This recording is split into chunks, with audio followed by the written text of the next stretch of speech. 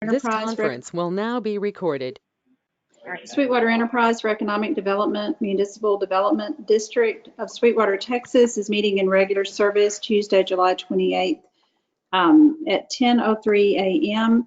Meeting is called to order. Russ, will you say the prayer for us this morning, please?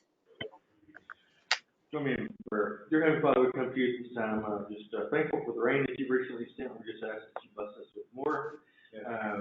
We just ask a blessing on each person and family that's represented here, and just bestow upon us the wisdom and needs of our community, and just let us carry forth the beauties in your will. In your name we pray. Amen. Amen. Thank you. So item 3 is public comments and receipt of petitions. So at this time, anyone is allowed to speak on any matter other than personnel matters or matters under litigation for a length of time not to exceed 3 minutes. No board discussion or action may be taken until this item has been placed on an agenda and posted in accordance with law. Are there any public comments? Okay, there being none, we'll go ahead and go to our action items. Is that correct, Misha? That's what we're going to do now, right? Yes, before we start on our action items, I do want to mention Carolyn, Gil, and Joseph are, y'all's terms are up November 31st of this year. I just kind of wanted to get feedback if y'all would like to continue to serve on our MDD Board of Directors, or maybe.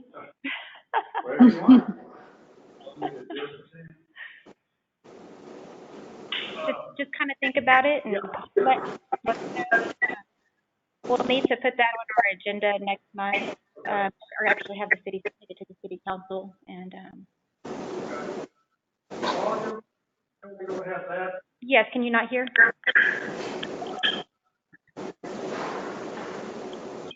Do you want to move closer, or Ken when he's here? I'll see how it goes. Okay. Okay. If not, we can turn your audio on and just give a little feedback.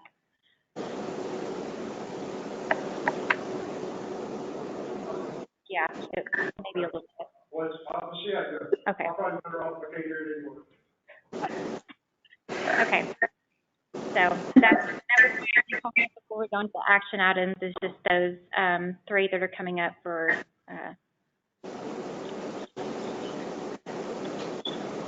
And everyone is eligible for another term of the 3, right, Misha? Yeah. It's correct, an honor yes. to serve on this board. It truly is, to try to help make a difference in our community. I believe that wholeheartedly. So we will get back with y'all on that. So we'll go ahead and go to our action items. 4A, board to review and consider approving the minutes of the June 8th, 2020 meeting. So moved. Second. Okay, it has been moved and seconded that the minutes are approved from the June 8th, 2020 meeting. All in favor, please say aye. Aye. Any opposed, say no. The ayes have it, and the motion is carried. Item 4B, board to review and consider adopting payment of accounts payable. Was everybody able to review the new ones that I sent out yesterday? Yes, ma'am. I'm wondering if I should not vote on that since there's bills at CGS. Okay. Russ would like to abstain because of the CGS bills. Move approval of the accounts payable. Jared Peak.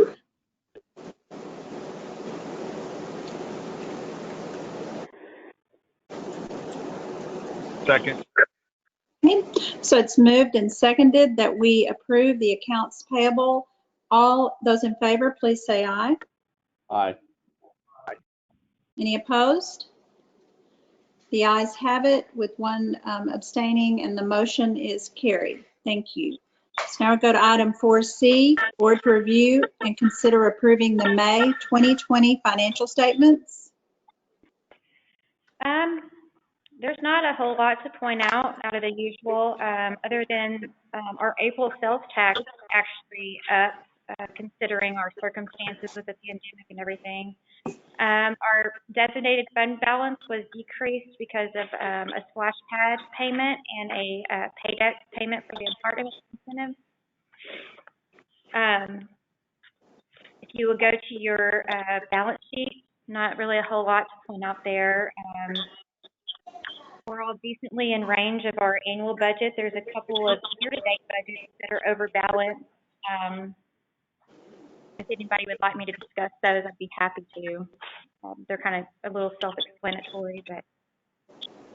Misha, I just had one small question. When you report the cash increase, decrease, as compared to the designated increase, decrease, is that saying that total cash went down 790,000, or is the cash the negative 362? Is that inclusive of the incentive payment? That's inclusive of some of the incentive payments. We take out of our cash account what we can, and we have, if you see the EDC cash in the bank, we like to carry that 25,000 roughly. And so what our cash and account cover, we then take out of the undesignated fund.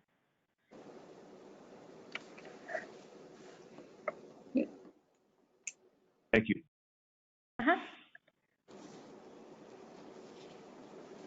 Okay.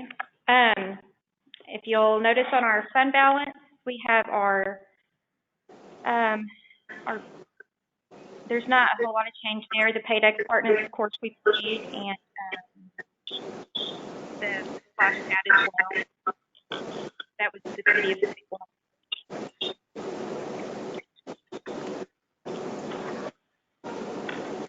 Just like if you would look at the sales tax sheet, there's already reporting for the month of July, and we're still up compared to what we were in the 2019 receivables of sales tax. And then our unemployment for Nolan County is still fairly good in comparison to our non-county surrounding counties. And we are still about half, almost a little over half of what United States average is. So we're sitting pretty good as far as unemployment goes. Are there any other questions on those?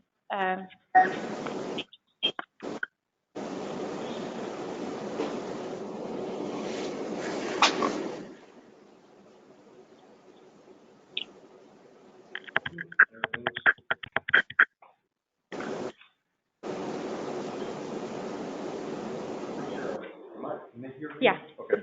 I move that we approve the.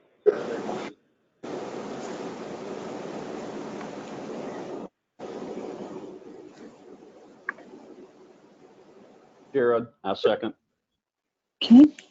It's moved and seconded that we approve the May 2020 financial statements.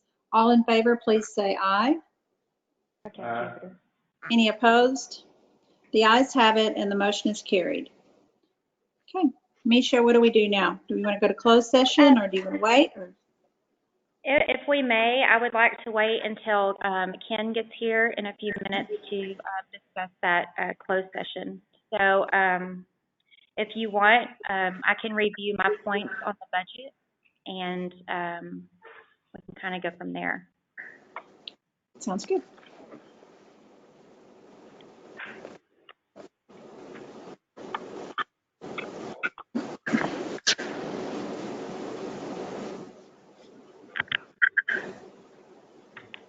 Okay, so the way I calculated our sales tax income and our interest income, pretty much the same way that I calculated it last year. The sales tax income, I took 3 separate averages. I took a 2012 through 2019 yearly average. I took a 2012 through 2020 monthly average, And I took an average for January 2012 through July 2019, month by month. And then I took the average of those three averages. And so that's where we got our $958,621 for our sales tax estimated income. On our interest income, I was really conservative. I don't know, our average probably interest rate for the year was sitting around like 1.43. But for the last 2 months, our investments have only earned 1% interest. And so I took the average balance in our investment account and I did a 1% interest rate yearly for that. I'm going to be conservative for two separate reasons. One, we have a really large potential project that could come in and be into some of our undesignated funds. And then also just kind of the unknown of what our interest rate is going to do going forward with our economic circumstances with the pandemic and everything. So are there any questions on how I calculated that?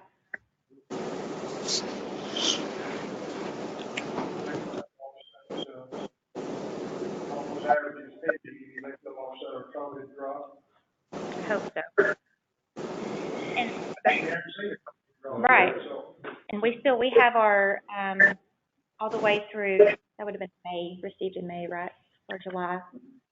So we have all the way our sales tax through May, and we're still in an increase over last year. So, and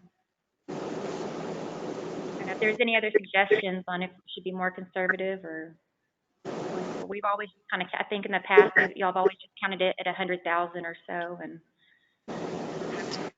decrease that by.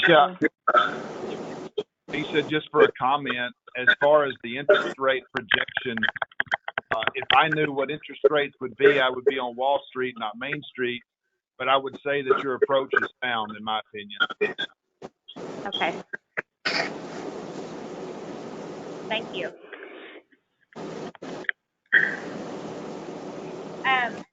There were only a few slight changes in our proposed budget.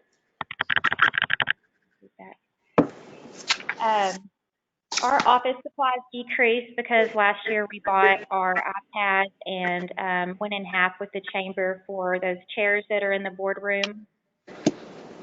Our repairs and equipment maintenance, Ken and I decided to increase that by $250, but we also took away a line item under contracted services that was technology services, and that line item was $1,500. Just because of our I guess investment that we've made in technology as far as MacBooks and iMacs and iPads, and just kind of the I guess knowledge that I have as far as in technology goes. We really haven't had to third party anything at all in the past year, and so we kind of just left that $500 just in case something off the wall comes up that we may have to call in an IT person of some type to assist us.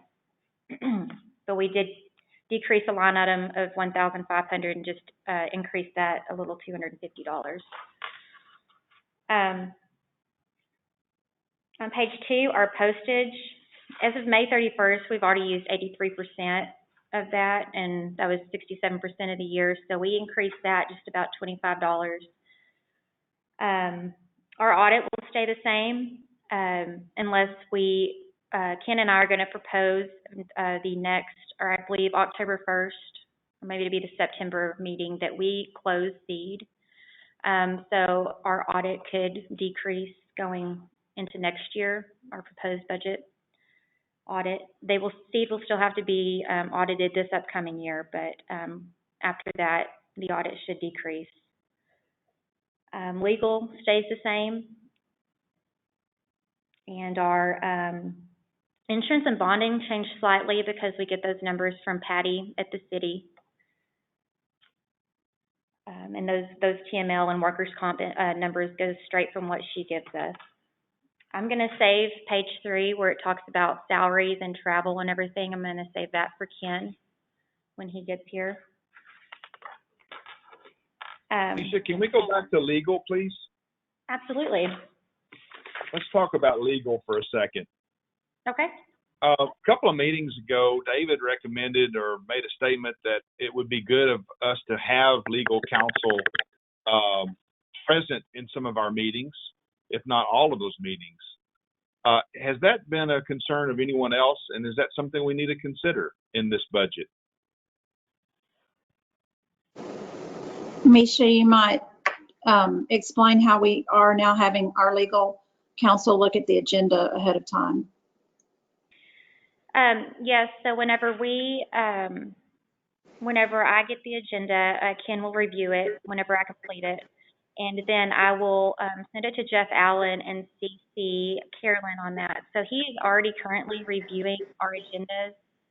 I know in the past we have talked about having Jeff at some of our meetings, but I believe, as everyone decided, it was kind of as if we thought we needed him there, we would have him there.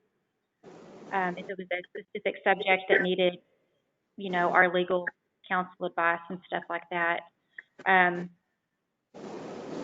Looking at our numbers right now, we kind of already are close, within a 6,000 range. And I feel if we do have him at more meetings going forward and we do different projects, we might hit that budget. But So last year when we proposed 25,000. There was an issue with the that lump sum amount. So can I pose a question? Since David is here, David, what is your opinion on that question that Joseph asked? Do you think we're okay just having him look at the agenda, and then if he needs to come, then have him attend, or do you think he should be at every meeting? To me, it's not a matter of the budget. I want to do whatever is right. I think, Carolyn, it's really on a meeting by meeting basis. Okay. Some meetings you're just not going to really have anything to talk about from the legal perspective. Others, you might have one or two, three items that would require Jeff's presence and legal expertise. So I would just take it on a meeting by meeting basis, really. And I guess if you see anything, David, on our agendas that you think, hey, y'all might want to have Jeff in here, you would tell Misha and Ken, advise them to do that too, right? I mean, Yes, ma'am. you would help. Yeah. So that, Thank you. Thank you. So how do y'all feel about that 20,000 number? Do y'all feel about that an adequate amount, or?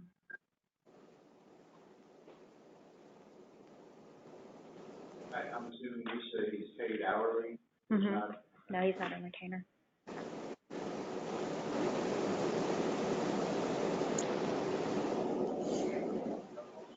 I would say this, Misha. Sorry, we've spent $14,000 already year to date, correct? Yes. Or that says July 21st.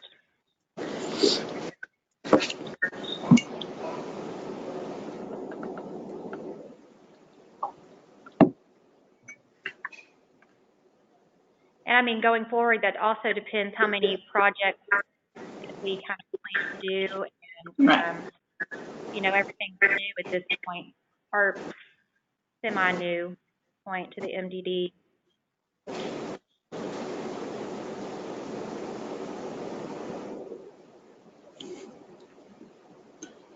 I'm good with whatever you have is fine with me. So. Okay. Well, Okay.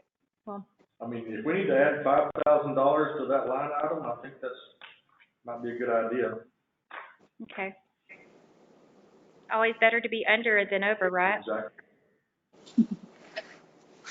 Joseph, how do you feel on that? I'm impartial.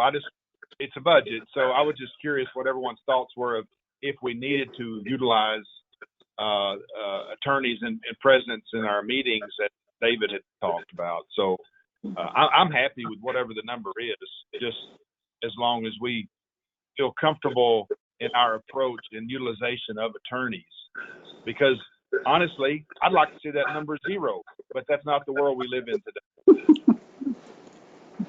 And I want to make sure that if we need an attorney present, that we have one, whether the budget calls for it or not. But if David thinks we need one at that meeting, or Ken thinks we need one, somebody, you know, that we don't let the budget, you know, affect our decision to have the proper guidance on whatever we're doing. So that's my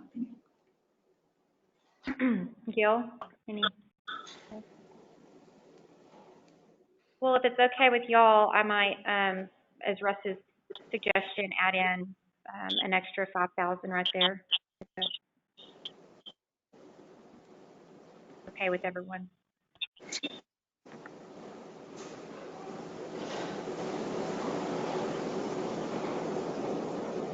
Okay, undo it. Was there any more questions on that legal or that page 2 of the budget?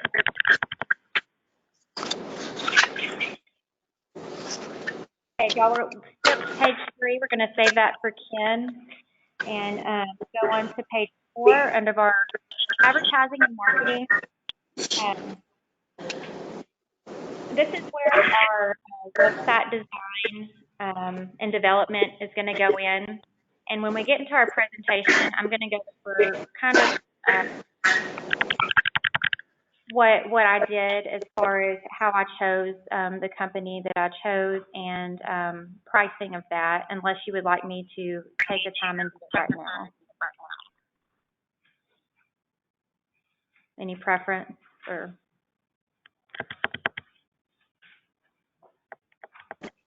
I know you did a good job.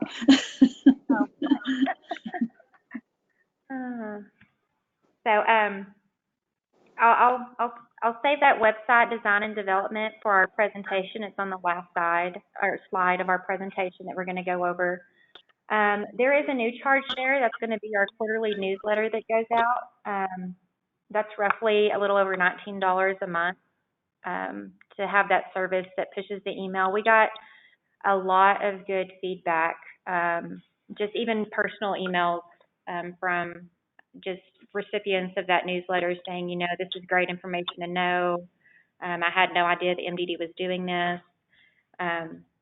So just kind of spreading the word that way, possibly getting more subscribers as we go forward. There is actually a link on our current website right now that you can go on and sign up for that newsletter.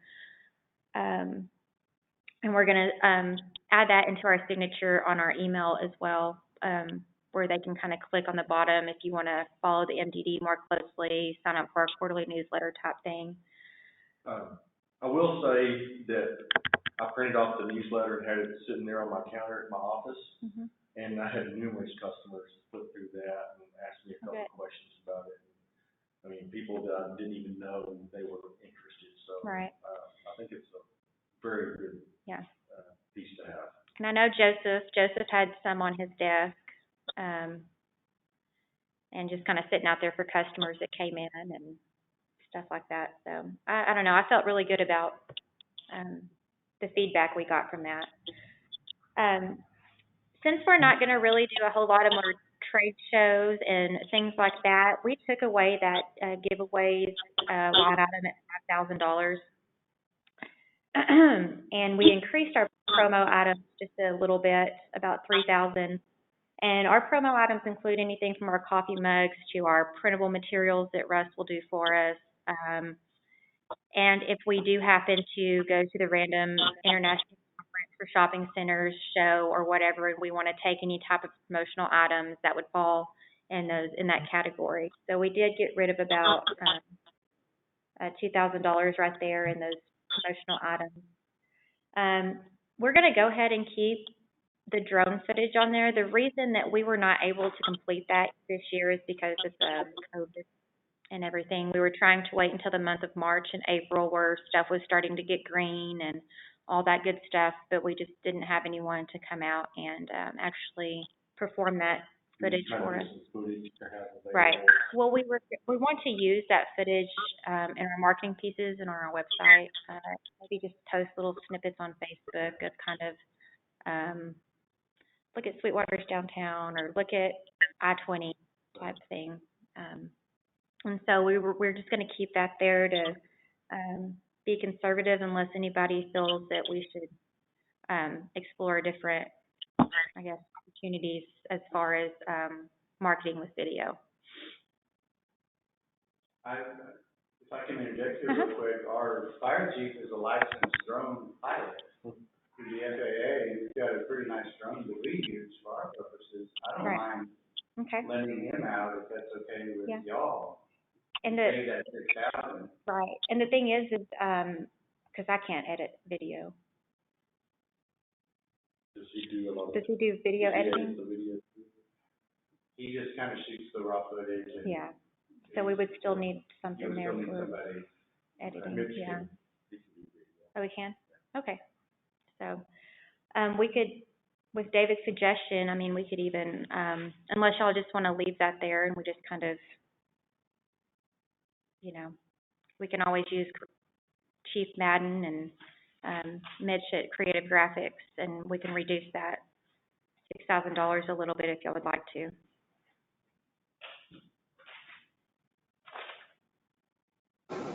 Yeah, I like that idea.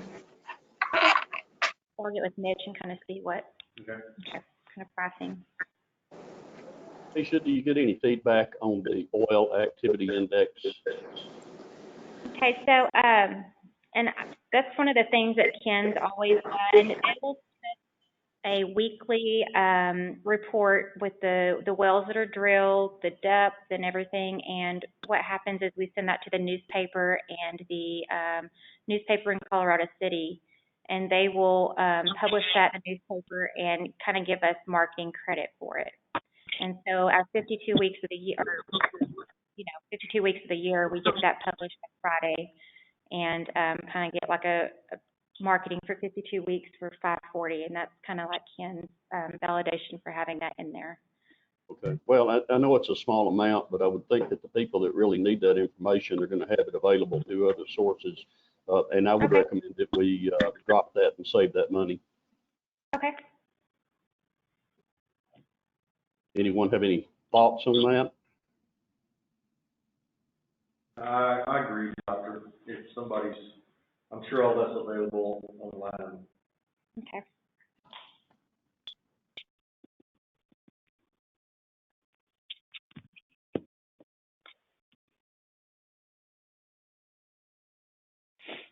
Alrighty.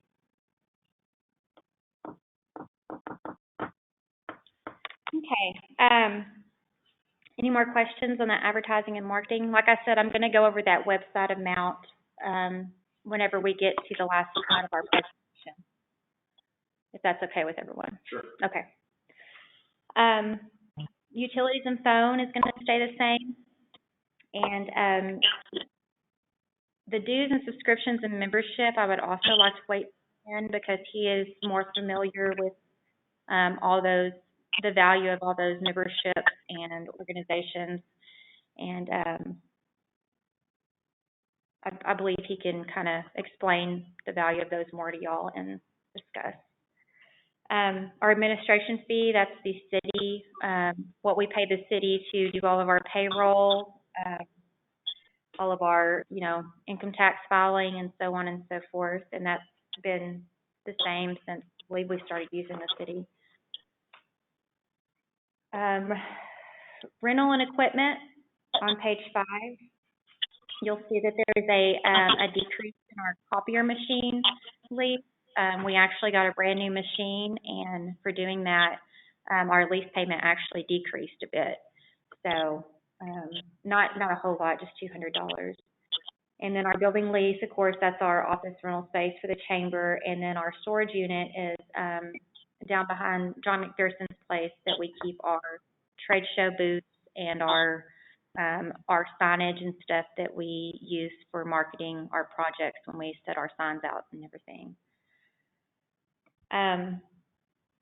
Contracted services, our website hosting, maintenance, and support. That's our yearly fee that kind of coordinates with our ongoing maintenance and my support if I need help with our website, and the hosting that the company does to keep our website live and everything.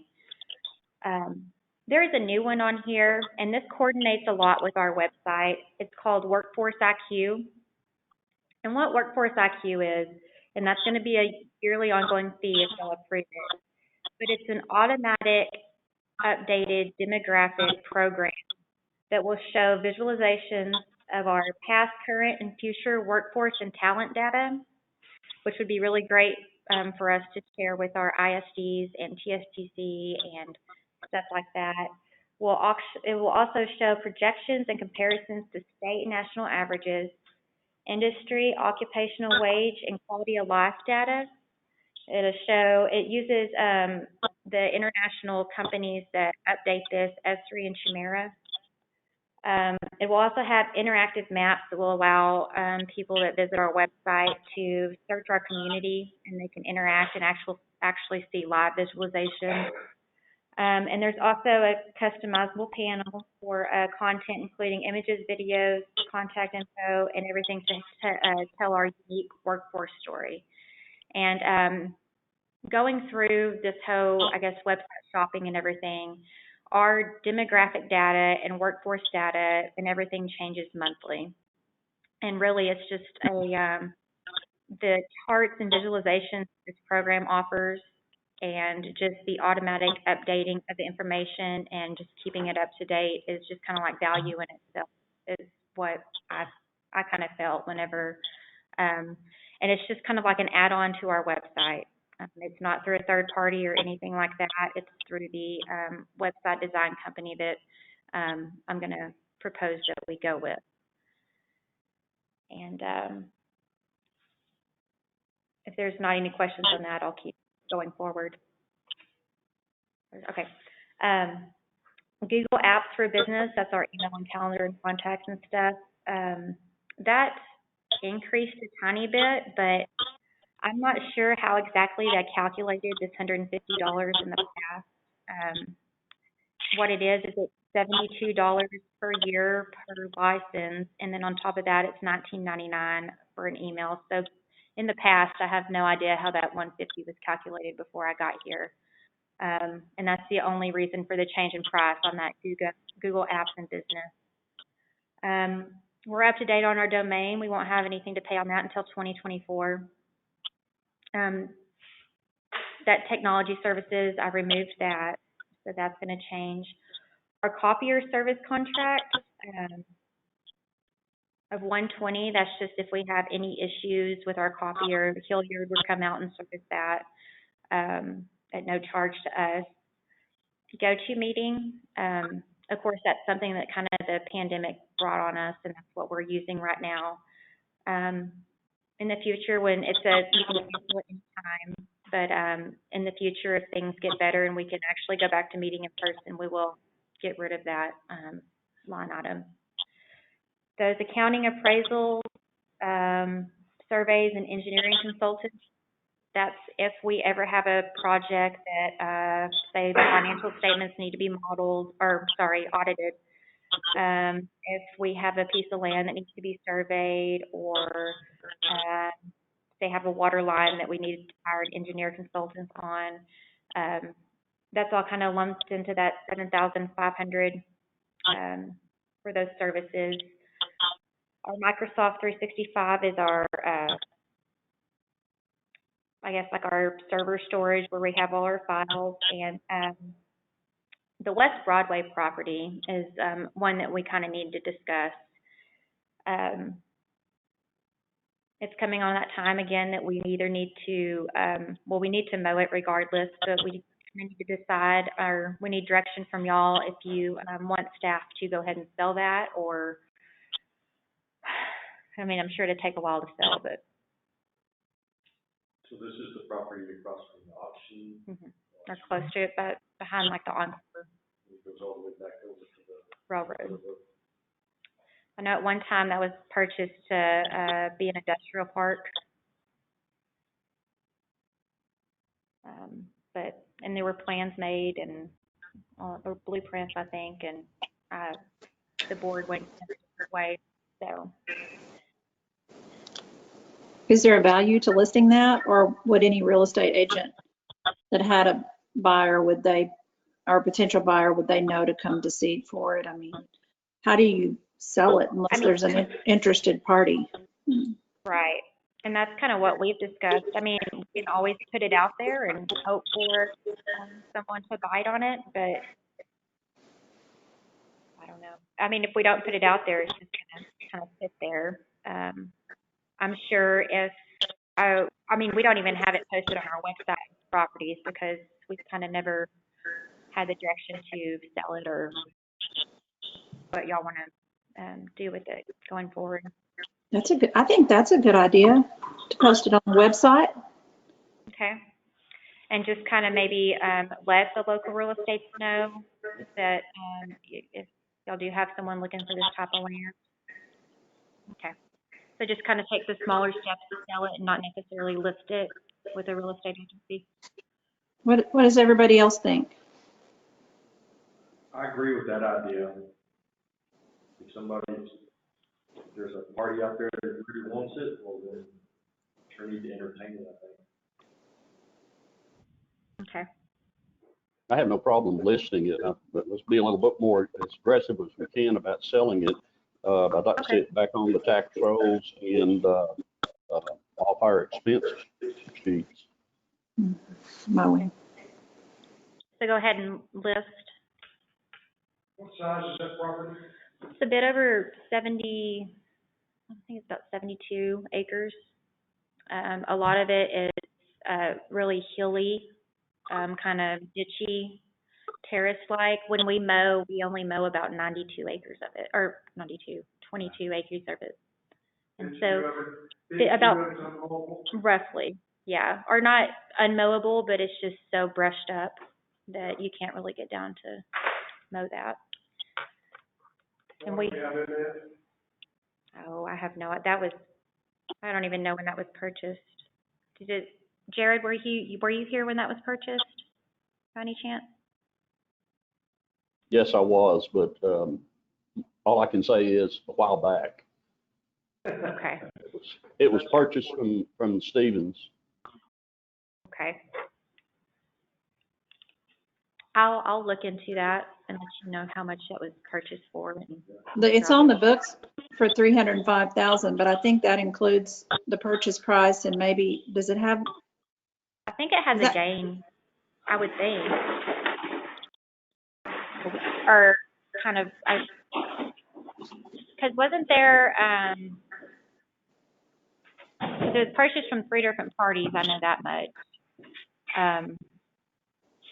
And I have no idea how it's been kept on the books as far as if there's been like a fence or a gate installed and that was kind of added to the, because the mowing is not capitalized. We're expensing that, right?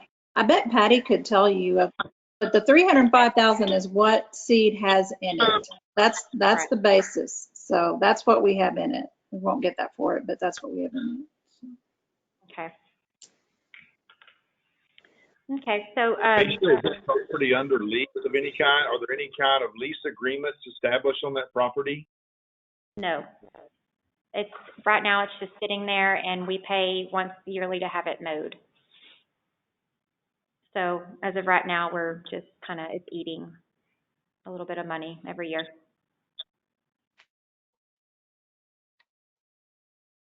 But I will get that for you, Gil, and let you know kind of what we have $305,000 in it on our books, but I don't know if that's exactly what was paid for it or not.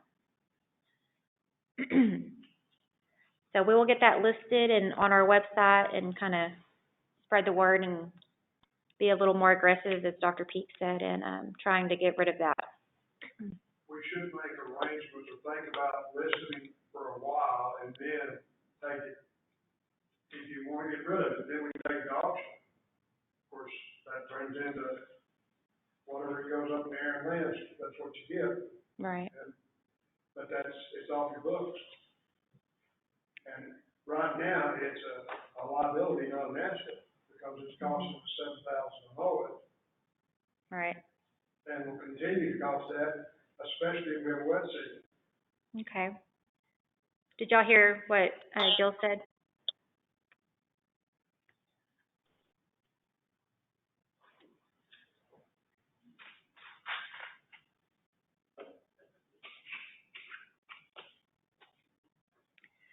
Okay.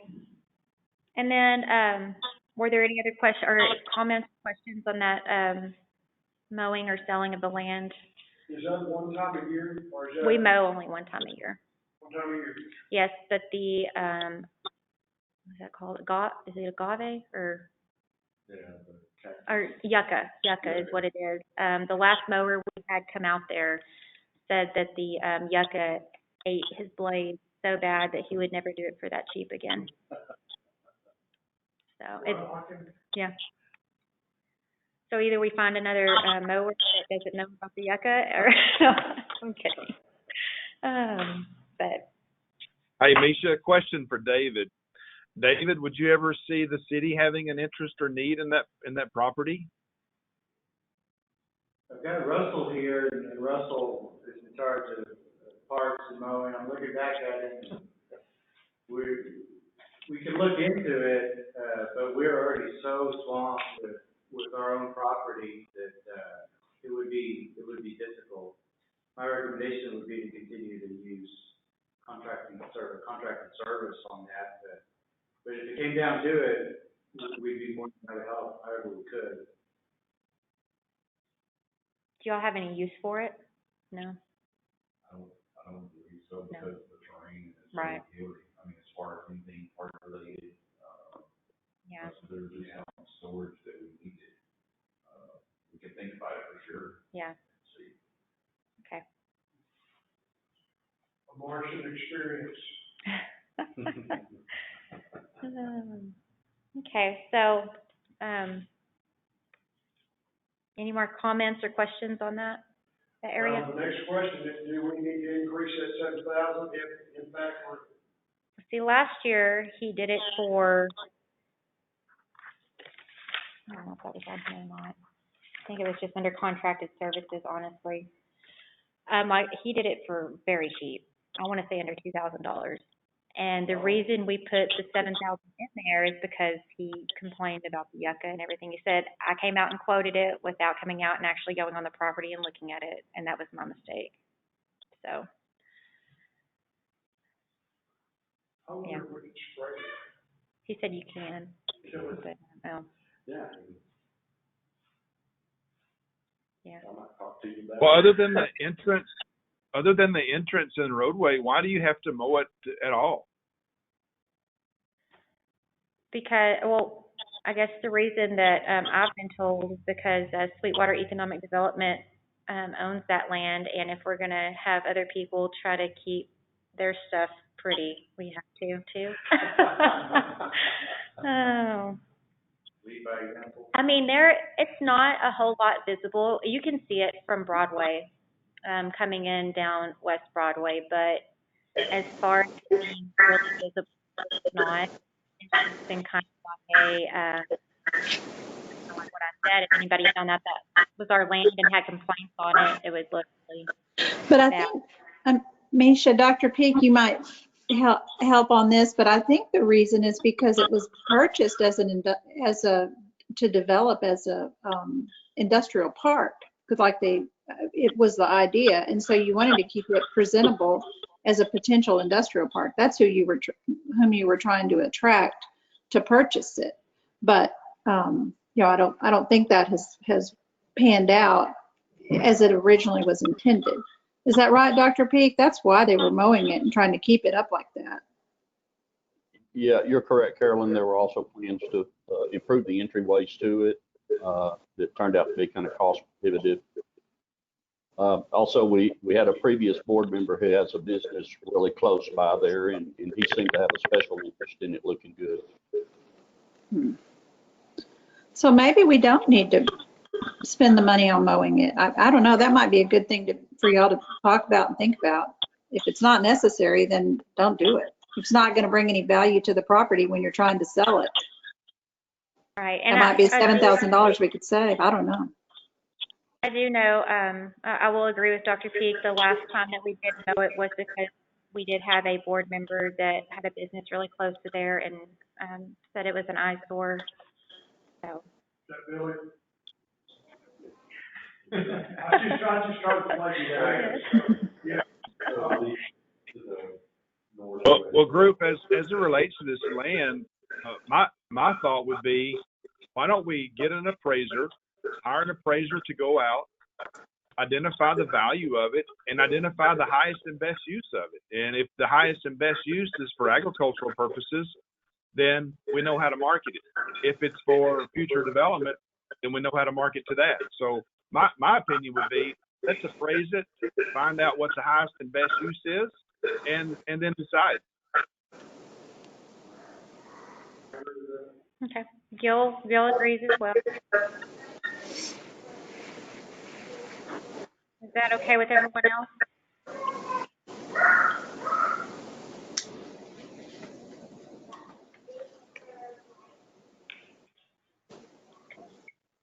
So Ken and I will get off and report back to y'all whenever we have something to report on. And then our total proposed budget expense, and like I said, we haven't touched on everything because I'd like to save a few of those sections for Ken to go over, would be $365,897. And I did the incentive account the same way we did it last time. It's just projected revenue for projected expenditures, and that's what we set in our incentive account, which is at $663,980, and that's how we end up at that number. Were there any other questions or possibly go forward or?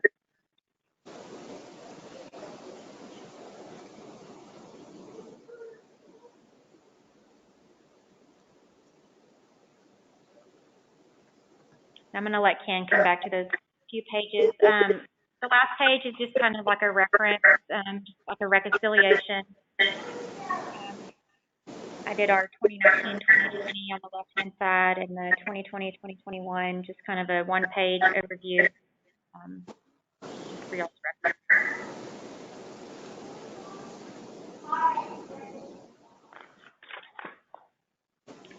Okay.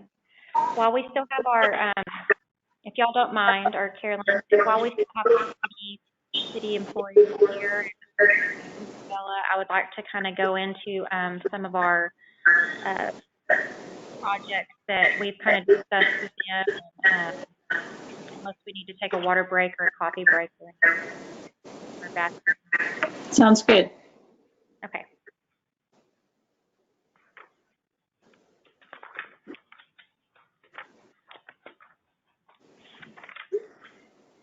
Okay. If y'all would skip to the, there's a quality of life chart inside your presentation. And I'm sorry I apologize for not numbering those pages. It's a little pinwheel looking thing that has the colors and quality of life.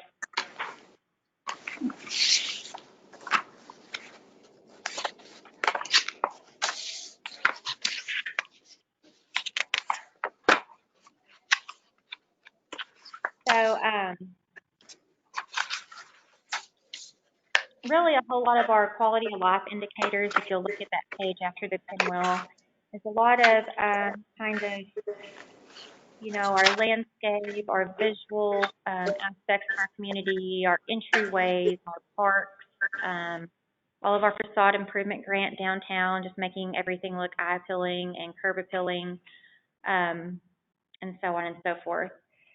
So Ken and I met with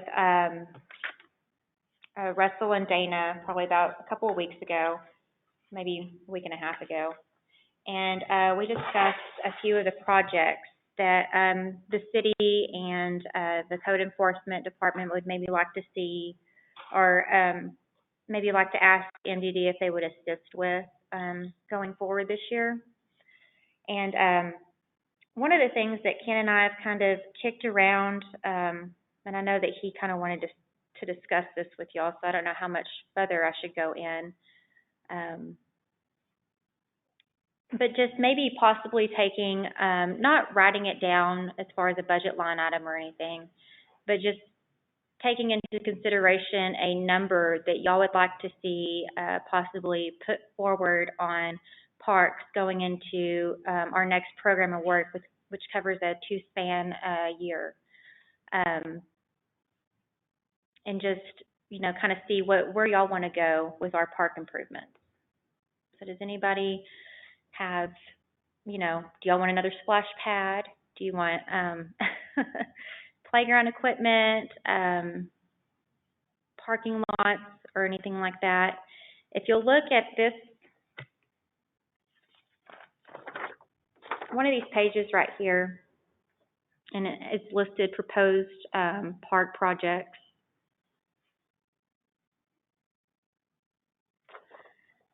This is an overview of what Ken and I, when we were in the meeting with David and Russell, kind of went over and discussed about what the city feels like they want to see going forward in our park projects and everything. One of the main ones was, playground equipment at all 3 parks, Newman, Fraley, and Jones Park.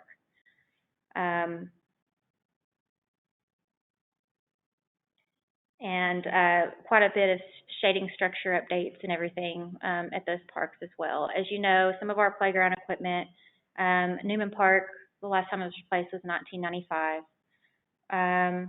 Jones Park, about 96. And Fraley Park, most in the 90s, but I believe there was an updated slide put there in 2010, Russell? Okay. So as you can see, our newest piece of park equipment is 10 years old. And I'm sure that most of y'all know how bad a shape those parks are in. And so on that page, we aren't proposing every single one of those projects, but kind of the idea and thing that Ken and I threw around was we have a very hefty, designated fund account sitting there. And what if we took that $663,000 that our projected revenue over projected expenses, and over 2 years, that income we kind of set aside for that, including walking trail or parking or, so on and so forth. Is that an idea y'all would be interested in entertaining? I would like to add to that. Several years ago, there was a push put in a park.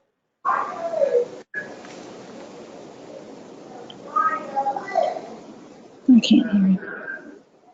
Taylor, will you mute your... In the last couple of months, I've seen several different media posts that are, again, mentioning skateboard park, and then I started paying attention to how many kids are running around with skateboard hands. And I thought, maybe I need to reevaluate that, and so I got online and did some investigative work on cost and sizes and blah, blah, blah, and they're relatively cheap to build, about $45 to $60 a square foot, 5,000 to 12,000 square feet. So you're not talking big bucks. So I'd like to add that to be in at least thought about. And you can do several locations for $500,000. So that goes a long way on keeping those kids busy. Right.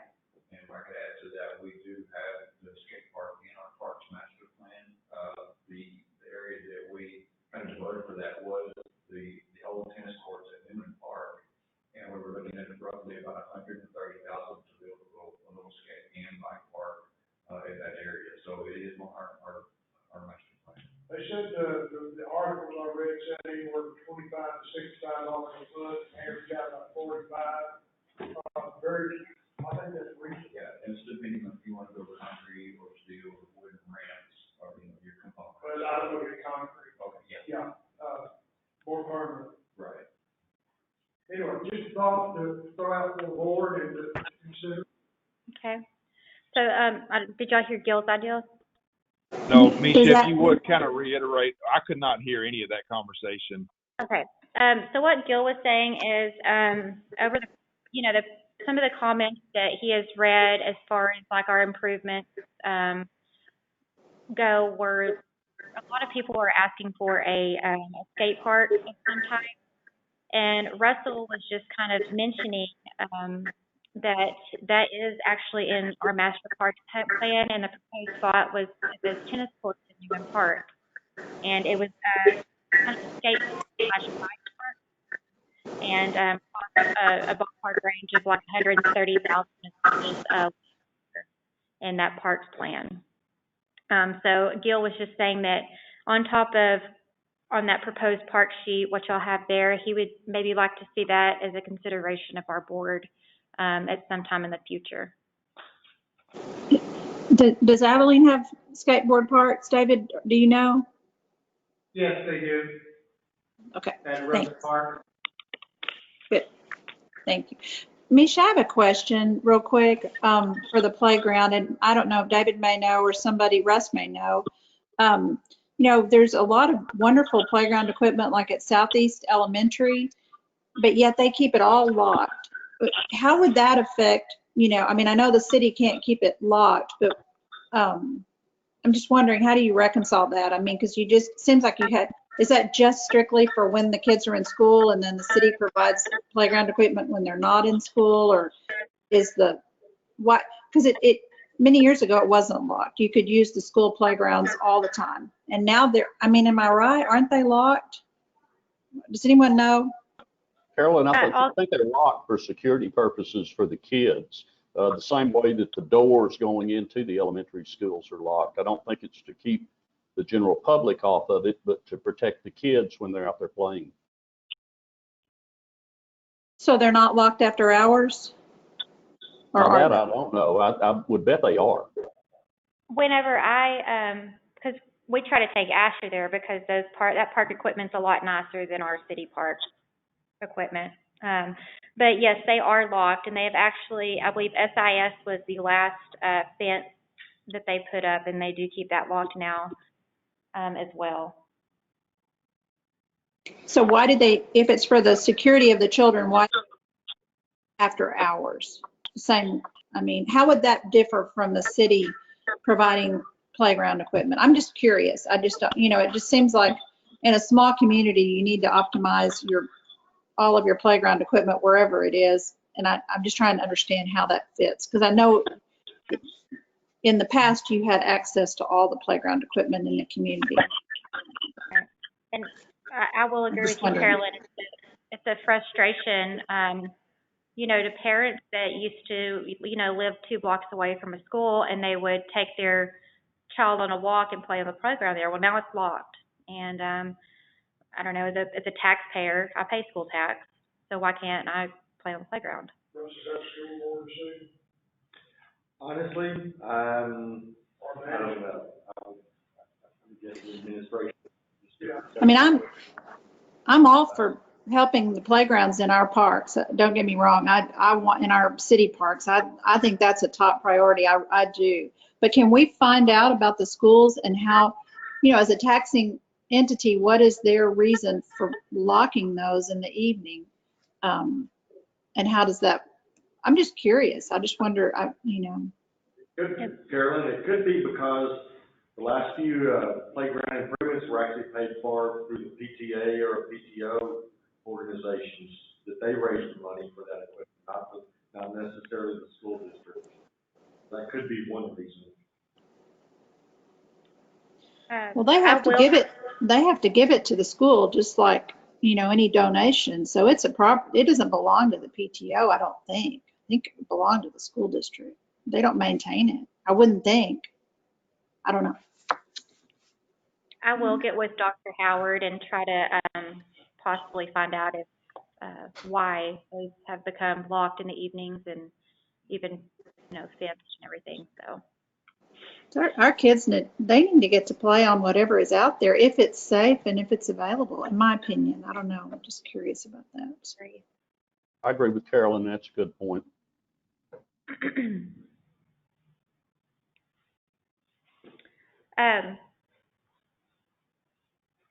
One thing that I would like to point out on that proposed parks document is, and this is in the projects packet that I gave y'all on page 1, is a feasibility study for that new sports complex. And I don't know, Russell, would you like to maybe come closer so they can hear and kind of maybe discuss what all that would be? Sorry, Russell.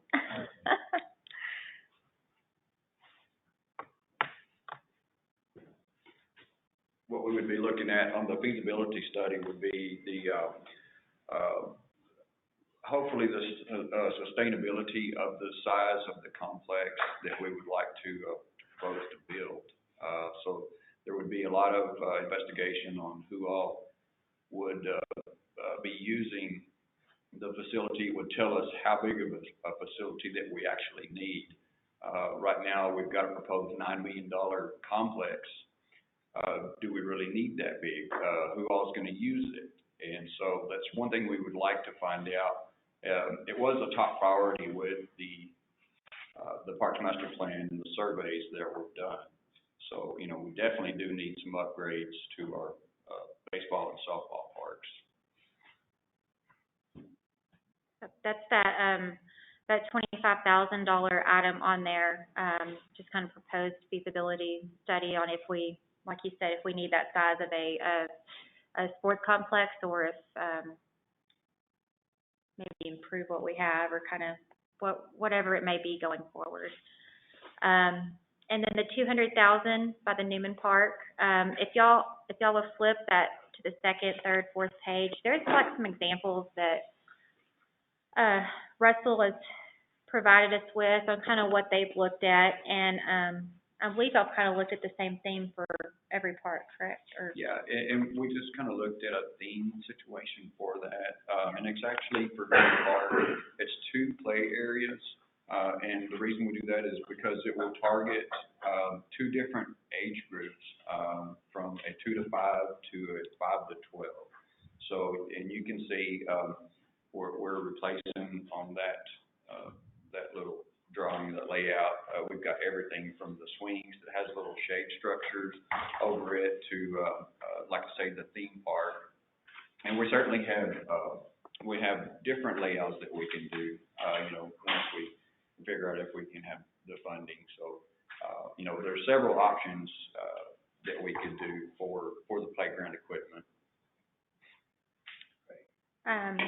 That's a good question.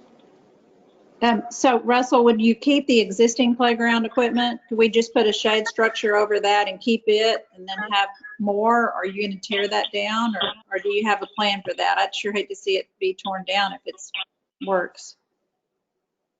What intentionally we would plan is to go ahead and get rid of everything that's at Newman Park and to replace it with all new. That way, everything will be sort of a compact. We will have 2 or 3 different play areas, but we would like to replace everything from the swings to everything that's out there right now and get more updated. We could possibly look at the other parks, Fraley and Jones, maybe keeping the swings because it is going to be a little smaller play area. Fraley and Jones would be about 1,500 square foot of play area, and so we could at that time make a decision. We might want to keep our swing sets and just rearrange some things out there. But Newman Park definitely would think about replacing everything out there and going with a total brand new the structures. But we do have benefit agreement. Go ahead, David. go ahead. Okay, but we do have options, you know, if we do happen to get to that point that we can decide, you know, what to do with certain components. So we do have, you know, several options. Like I say, the layouts that y'all have is just like a theme park. We don't have to do a theme park. We can just do several components and fit everything to kind of what we think. Just like what we did the splash pad, you know, how we picked the components out and what we did. So we do have a lot of flexibility there.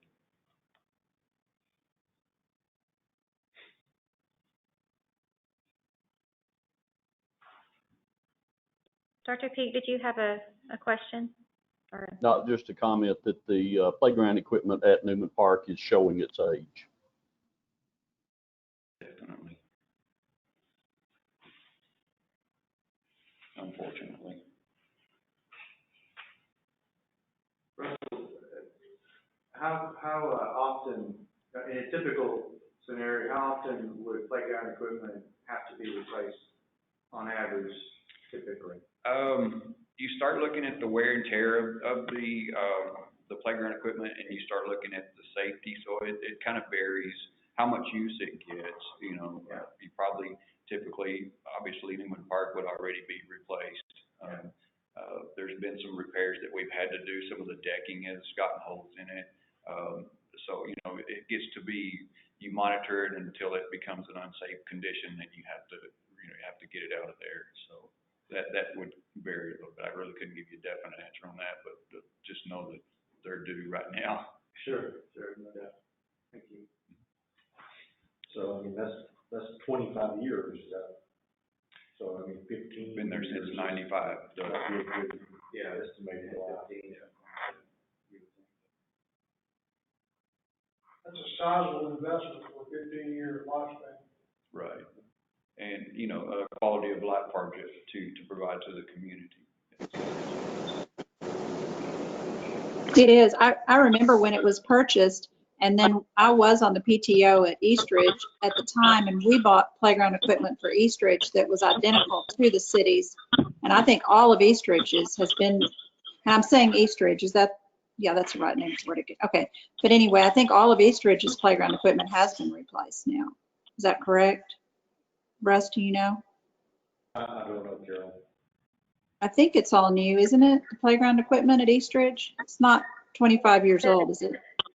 The large jungle gym is still the same one that was there whenever I was there. So it's 25. So that is the one from, okay. So they did leave that up. Okay. Yes, but they have added on new And they stuff. added on. Okay, so they didn't replace it, they added on. Well, anyway, but I know it was purchased right after the cities because we mirrored it with Ray Adamas and got it done that way. So, okay. So they added on to theirs. I didn't know if they tore it down. I knew it looked different. Thanks.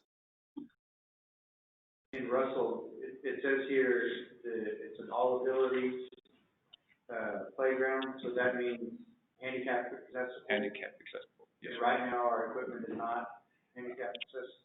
It is to a certain extent. It is not meant for handicap. The piece of equipment at Newman Park, like I say, was constructed in 1995.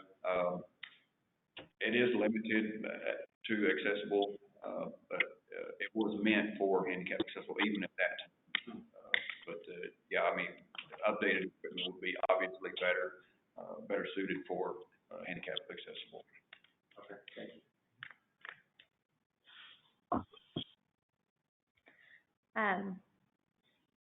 And then from a strategic perspective, I would be interested in hearing from others where you think this investment, should Seed proceed, fits in the mission of Seed. And is that a quality of life aspect that would enhance the population? And where do you think, in your opinion, this would be in the wheelhouse of our mission?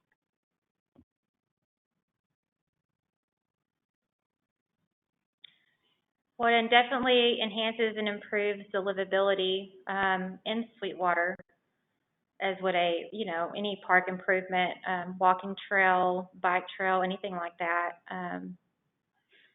Any kind of extra thing that families can do and enjoy doing and have nice things to do on is always going to make Sweetwater a more appealing place for young families to live, as opposed to playing on broken playground equipment and falling in a hole when you walk on the walking trail.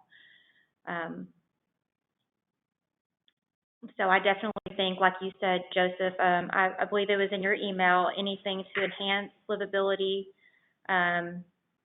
in our community kind of goes along with that improving quality of life that is mentioned in our mission statement. I would just add that I think it's clearly within our wheelhouse. I think it's just a question of how much we want to prioritize it.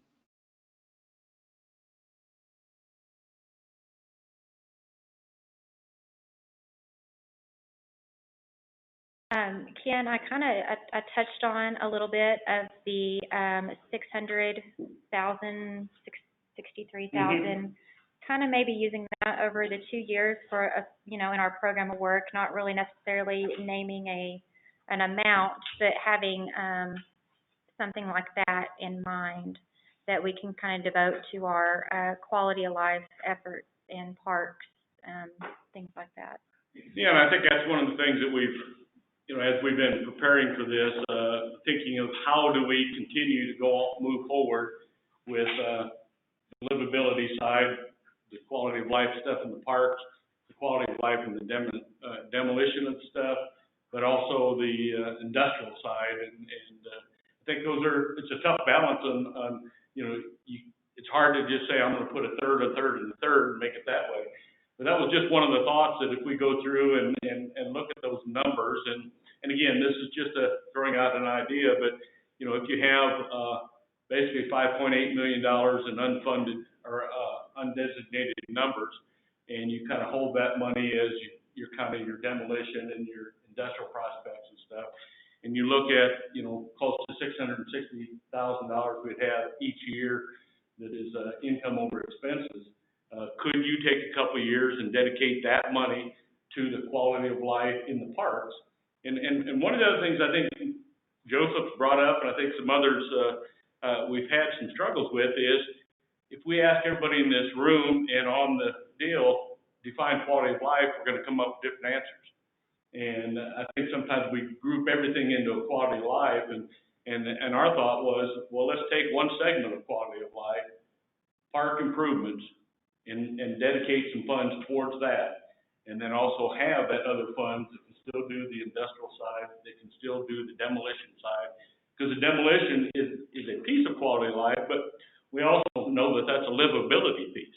And before they get to our parks, we want them to have a nice driving curb appeal to get there. You don't want to have a really great park, but you got to go through some really tough things to get there. So I think that's where some things like that still make sense as we continue to move forward. And I think Dana's done a tremendous job, and I don't know if you've got to this part yet. Not yet. Yeah. Some of his, but one of the things I think Dana will show here in a few minutes is that, everybody understands the corridor is our main focus. But I think there's a secondary focus, and I think Dana does a great job of it, of how, you take your corridors, but then all of a sudden you have to get to a Mustang Bowl, you have to get to Newman Park, you have to get to some of these schools. And what are you driving by to get there? So I think that's almost like a secondary priority versus maybe it's not the actual corridor itself, but it's the next thing to a corridor. Because as good as a Sweetwater High School is, when you drive around it, there's some structures around there that look really nasty. And wouldn't it be nice when people come in here for football games and all the different activities, that if they drove through on a nice corridor and then nice place around some of these bigger structures. So I hope I didn't repeat anything or go too far into something. Oh, no, we just not touching I was trying to get the city stuff so they could leave whenever they were ready to leave. But yeah, just touched on parks a little bit. Okay.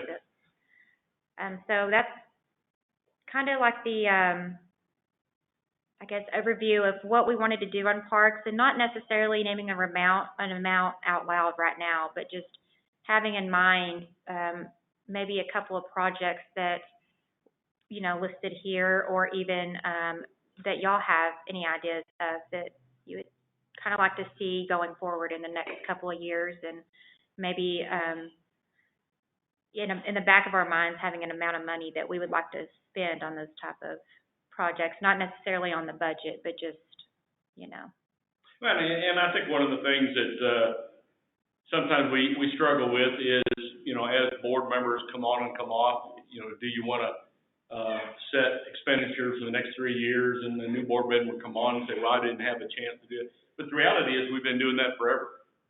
I mean, every time we do a incentive for Crest, that's a 5-year incentive. Well, you've locked certain dollars amount up for that incentive for the next 5 years, and when Russ comes on, he didn't have a chance to say that I like or dislike that. But I think that we also have to be real careful of only thinking about what can we do in 1 year without a bigger plan. Because then I think what we end up doing sometimes, and we can probably look at our community in the past, of sometimes we spent money on things. Well, I guess TxDOT would be a greater example. 3 years before Lamar Street was redone, they came in and redid all of the handicap access. And then 3 years later, they tear out all the handicap access and put in a new road and put in new handicap access.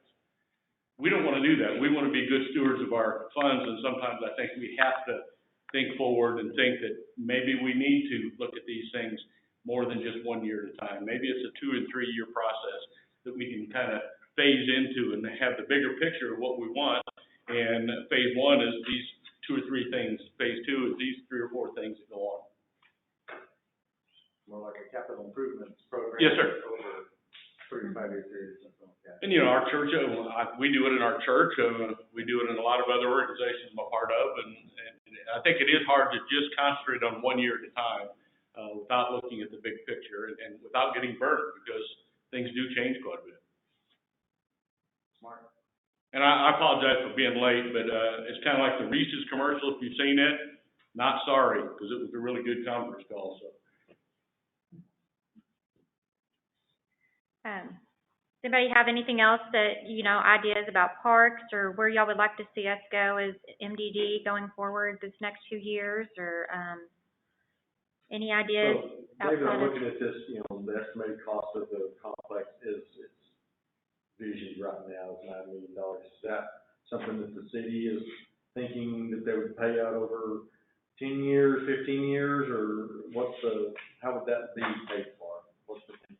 You probably go out, you can do it in a number of ways. You can issue a certificate of obligation in that amount over 15 to 25 years, something like that. And then the council issues that, and it's done as debt. You can go out for a general obligation bond, which the voters would have to approve. So now you bring in the voters, see whether or not, you know, they vote forward or against it, and then depending on that outcome, you either go or you don't. And then if they say yes, it's a general obligation bond over a similar period of time, and then that's paid out, that's added to property taxes.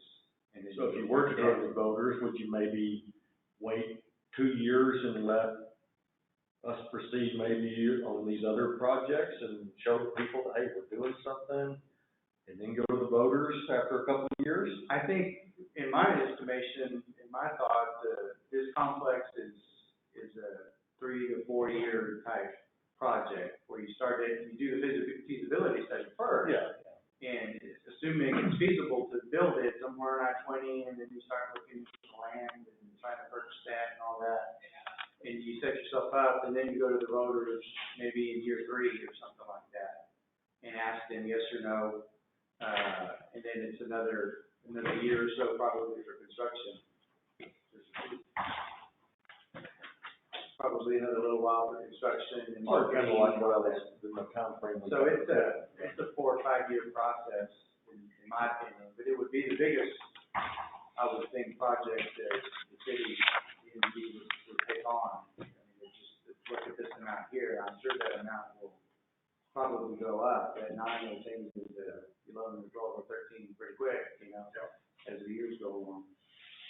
But it was one of the top priorities of the citizens in the Parks Master Plan, and really the crown jewel of all the projects that were presented in the Parks Master Plan. I don't know if I answered your question, but Well, I'm just kind of seeing how a potential plan would play out, I guess. yes, sir. Yes, sir. And the feasibility study would explain a lot of that and give us a lot of that information as well. So then refresh my memory, what kind of study was done to come up with the initial parks plan, so this master plan? It was a 10-year Parks Master Plan. We had involvement of the citizens through public meetings, Like, survey. 3 or 4 years ago? Yeah. Okay. And one of them set up in the council office, Mm-hmm. board set up. Yeah. So was money spent then to develop that? The Parks Master Plan itself, yeah, the chamber, I think, paid for all or most of it. Is that right? I think so. Yeah, didn't they put in like 35,000? Yeah, I was saying 30 something. I was thinking 25, but. Or it might have been. 25,000. Okay, so then this 25,000, what does that entail? I mean, if we want. Feasibility side, Yeah. Well, I think that, from my understanding, now it's to narrow it down to complex. The other was a bigger overall 30,000-foot view of park systems in your city in each piece, and then now you're saying, well, I want to take this one piece and do a feasibility study of that. Yeah. I think some examples, How people move in and out of the city, is it feasible to build and spend $10 million or not? Maybe it's not. Maybe we don't have the population within a certain distance that's going to come in, or the number of softball teams or baseball teams or youth sports that, would come in and utilize this facility instead of going in the middle or somewhere else, that kind of thing. combining thoughts that Ken laid out and David laid out, if we, as an entity, could partner with the city and accomplish 50, 60, 75% of this list without involving the voters, it would be more simplistic. Always is when you don't have the voters to deal with, sure. But it's gotta be done in a long-range 2, 3, 5-year program, and then stick to your program. Yes, sir. And don't be waver, well, I don't wanna do that anymore, and change and go a different direction. So, I would be for something like that. Brownwood went through this several years ago and built, is my understanding, a really nice sports complex. But beyond building them, I mean, you've got to manage them. And I think they had a partnership between their Economic Development Corporation, the chamber, and the city, where they all contributed a third to pay the salary of a sports complex coordinator. And that's where they were really successful, because their coordinator was able to get things booked, get folks in, fill up the motels and all of that. Just building a sports complex and letting it sit there is, you need to take it a step beyond that. Okay. And then on some of these other projects, I really like the projects that we're talking about as far as skateboard park and additions to the playground equipment that don't put an extra burden on city staff. Okay. I know with the splash pad, there's extra duties that city staff has to do, and there was a learning process for them. I want to see us improve our parks, but and I think David won't let us run over the city and stress them beyond their ability to deal with the additions that we're putting in there. But that's something we need to consider. Yeah, I mean, if you go back a number of years, even with seed, you find that when the Dozier building was donated to seed, was that a good thing? Probably not. Sometimes you can be given something and then not have the ability to manage it beyond that. I think I totally agree with Jim that you could spend $9 million if you don't have a product set up the day it opens up on. And I've got grandkids and kids that work at stuff.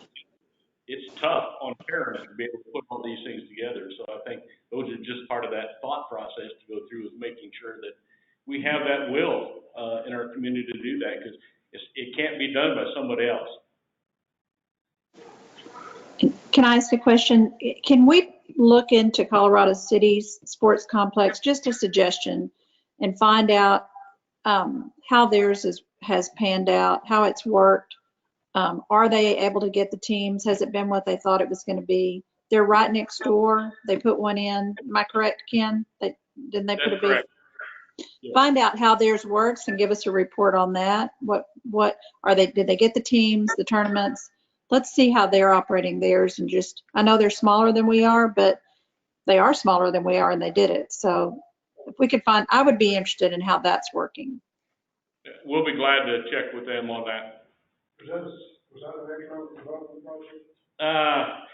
Their economic development is different. They're not a type A or a type B. They're actually a county-funded economic development in Colorado City. But they got a big parks and wildlife grant of the $500,000 grant when that thing got built. I'd like to add just one thing to that. I think that's an excellent idea. And just for my knowledge, I'd like to know, like visually on a map, how many complexes there are across the big country area and how that plays in. Because if you look at it from like supply and demand, is that something needed just by our city, or is it something that the whole region could utilize, which I think is the intent, is to create tourism dollars here for Nolan County. So if I could just throw in my 2 cents and add to that wish list from Carolyn, I'd like to see a visual of how many of these things are around the area. Is that possible, Ken? I think it is. I think David and the city could probably give us some directions on who to contact at some of these locations. Probably TML probably has a pretty good list of some of those communities, or at least the parks departments. But we'll be glad to work on that and get back with everybody on that. We'll try to have that available at our next meeting. I know our next meeting is only 2.5 weeks away, but we'll do our best to have as much as we can on that at the next meeting. And there's different kinds of complexes and what type of facilities that they host. The one that's proposed in our parks plan is softball, baseball fields, football, soccer fields, football practice fields. What else am I missing, Russell? Concession stands, maybe a splash pad out of the field so the kids can play. Playground equipment, stuff like that. So it would be a concession stands for sure. And a walking trail all the way around it. Sure. Walking trail all the way around it. That's right. San Angelo has a park that's similar that does not have a splash pad that I know of, but it does have multiple locations, multiple venues, playground equipment, and all that stuff. We played at several tournaments down there. We can glad to contact them also. Yeah.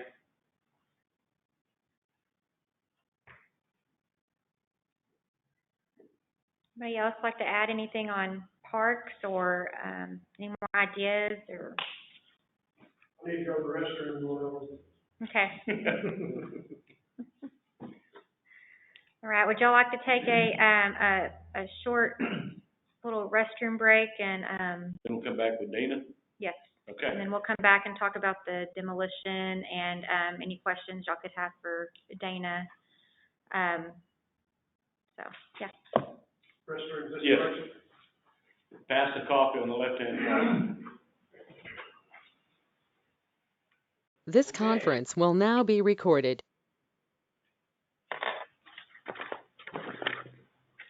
All right, so here next we're going to go to the planning and code enforcement section of that project packet. And Dana's here, and he's going to kind of, I believe that I sent y'all a scope of work for a comprehensive plan that he is proposing that maybe the MDD and the city kind of partner with, and more of like a long-term plan on the direction that we want the code enforcement and demolition projects and stuff like that in the city to go. So Misha covered it very well already. Thank you. And so this is something that when I came to Sweetwater, I was told the city council, when they amended the charter, put a provision in the charter for a community plan, which is a comprehensive plan. And the importance of that is to start looking at a lot of things that you're already talking about today. What are some things that would be good for the city of Sweetwater as it would relate to many different aspects. Parks and recreation, code enforcement, how do we deal with our corridors, planning and zoning, economic development. Those are areas that are fairly broad, and a comprehensive plan, what you do is you bring the community together, you work with your stakeholder organizations, and identify some very first broad and then specific issues in the community that we need to address through a comprehensive plan. And then the comprehensive plan identifies those issues and comes up with strategies on how to move forward, all under consensus. Those that were involved in the process agree that this is where we want to go. It's typically about a 20-year plan, 20 to 25-year plan with some changes to, normally every 5 years if needed, to adjust. But you get some pretty good product out of this. Primarily, you establish some priorities moving forward. So when you're making a decision, for instance, as a board, you may utilize the comprehensive plan to assist in those decisions. It's a community plan. And I know that we've got, we've got some funding in there currently right now, and we're asking for some funding for this next fiscal year of $20,000, and felt that this might be a nice partnership with the city and the MDD board to match funds. This would be a process that both city council, the community, and the MDD board would be involved in. I think the city staff would run the process, keeping everybody informed as to, what is occurring, how we're going to do things, and so forth. But I think this would fulfill a charter provision and our new charter for the city, and provide some really good information moving forward, that you have an idea of kind of where you want to go as a community. It's really a long-term plan, and I've done this when I was with the city of Duncan in Oklahoma, and it was a very successful venture. Some of the implementation strategies that came out of that plan, not to say that they would be the same here, but they could be. Things like broadening your economic development to include a retail enhancement aspect to it. That was implemented very well in that community based on some of the strategies that were brought forward. Beautification was another big goal there. That's probably something that would be applied here as well. Looking at your corridors like you're already looking at them, from not only a demolition standpoint of those structures that are substandard and dangerous, but also putting some what I call codes in place, design codes, landscaping, certain other things when you have new developments come in. So they look nice in those corridors. These are some things that can be done through this plan. And so I think it's really a great thing for the community to get involved in, and I'm really just kind of asking if you'd like to partner along with the city to provide the funding. It would be bringing in a technical consultant to do a lot of the technical work, and that's really what the funding here is. The city would provide, of course, in-kind as it would under its planning department. So I think we could put it all together and have a really nice product come out of this.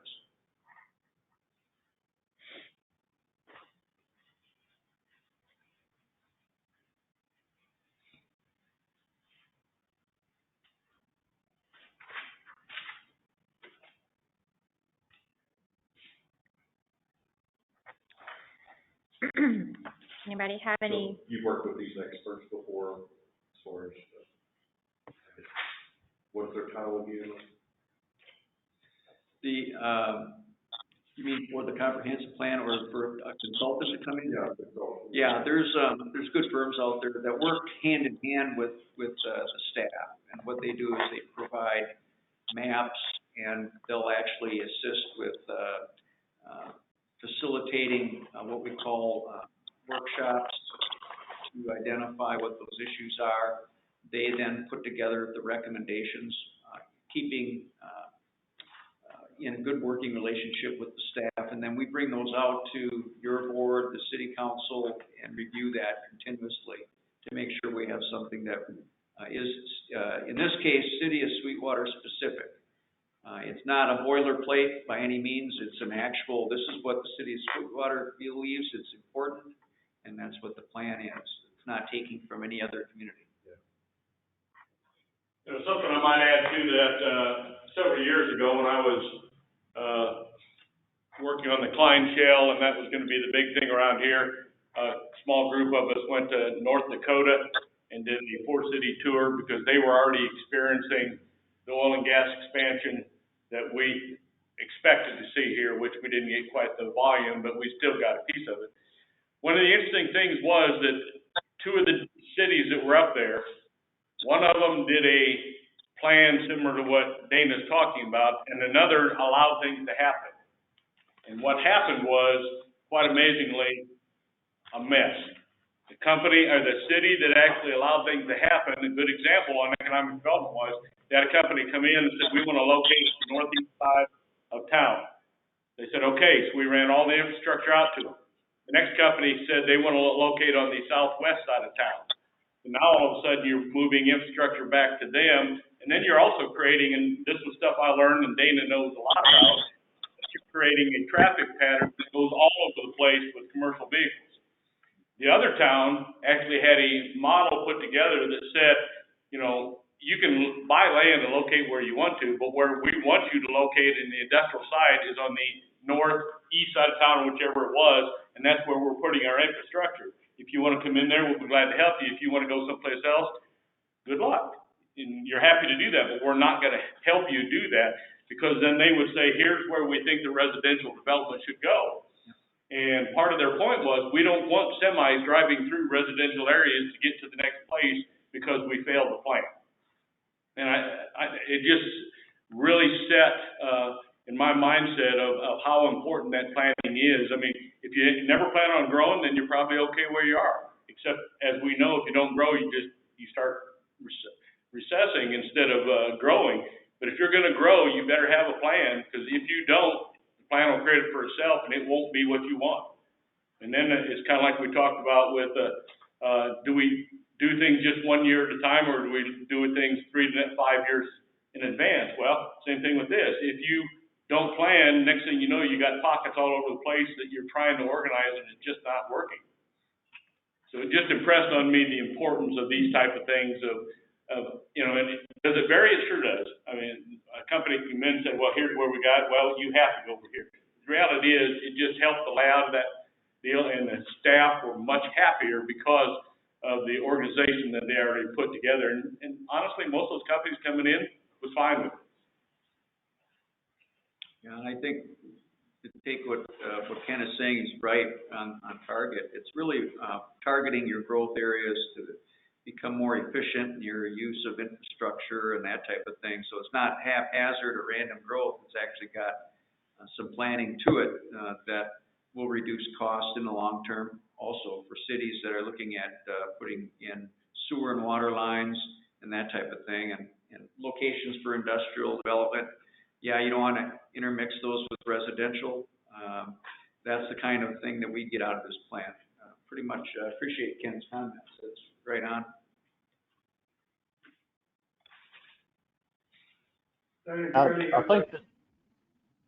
I think there's a lot of overlap between what the city is looking at doing with the comprehensive plan and what we're looking at trying to do as far as our quality of life issues.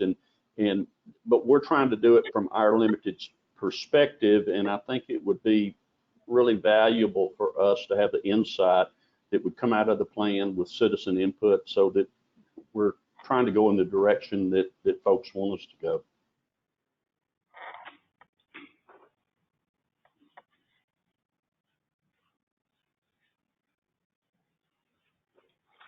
With this, and I know you answered this before, but this would involve citizen input type stuff. Okay. Yeah. Really, the plan is only as good as the input you get from your citizens. And so it's very heavy on public participation. And you have to really work hard to get that participation. But there's different ways to do it. You can do it in meetings, social media, surveys. There's a lot of different ways to get that input. And so very important to get that. And if the board would like, we'd be happy to get some examples of plans from other cities around the region. And those are typically online on their websites. We can compile a list of 3 or 4 and send them to you all if you think that would be of help. An update question. Have we got any updates on any of the commercial stuff that we were working on? Yeah, you'll, if I might say, we'll have something for you to consider at your next board meeting. So we thought maybe we'd have that today, but we have to have a little bit further discussion on the item to see what the recommendation would be. So yes, moving right ahead. I think you'll be pleased at what we're going to present to you at the next meeting. Sounds good. Sounds good. Dana, if I may inquire as to the $40,000 expenditure, one, where did that figure come from? Two, how do you foresee the budgeting of those funds, and how will those funds be expensed, to whom, and for what purpose? The 40 is really based on my knowledge of what comprehensive plans typically cost for the size of community. Being about 11,000 in population, it really fell right around at the $40,000 mark. Mainly then what we would do is go out for a request for proposals to identify some qualified firms that could provide the service.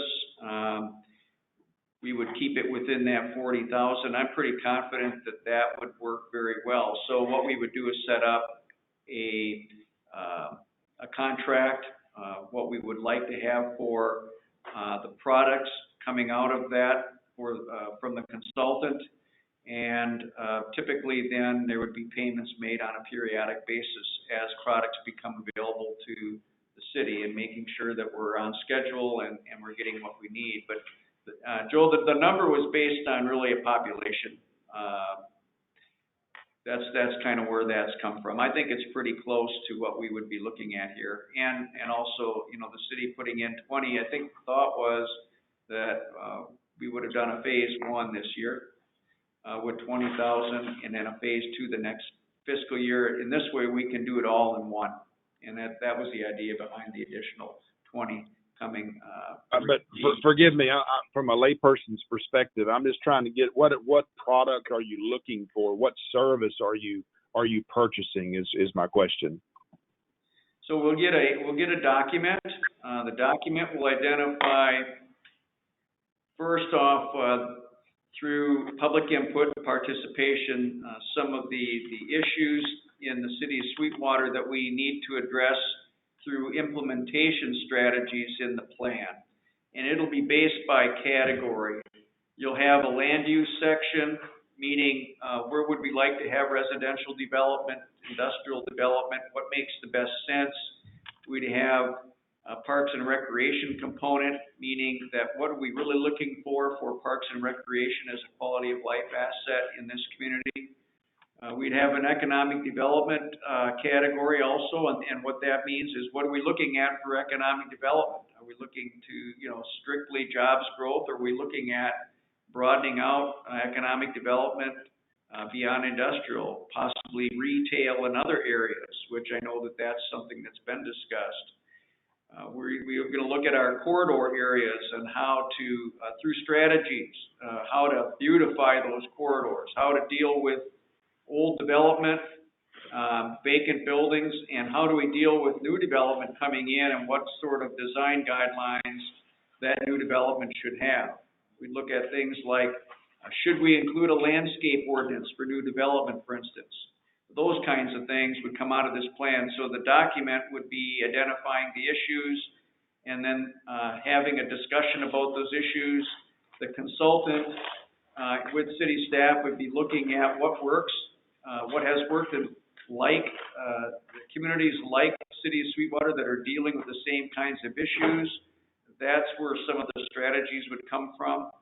And then they would all be contained in a comprehensive plan document that would be utilized. It's an actual guide for decision making. It's not binding at all, but it's just a guide. If a company comes in and is looking to locate here, and they need a rezoning change. To do that, we have a land use map that would reflect a good location or whether it makes sense to locate a particular business in an area. Also, what's important is we'd be looking at, or the consultant would, where do we want to expand our infrastructure when funding becomes available, or if funding becomes available? What makes the most sense? And they'd be looking at that on our behalf. So there's some engineering involved in putting the plan together too.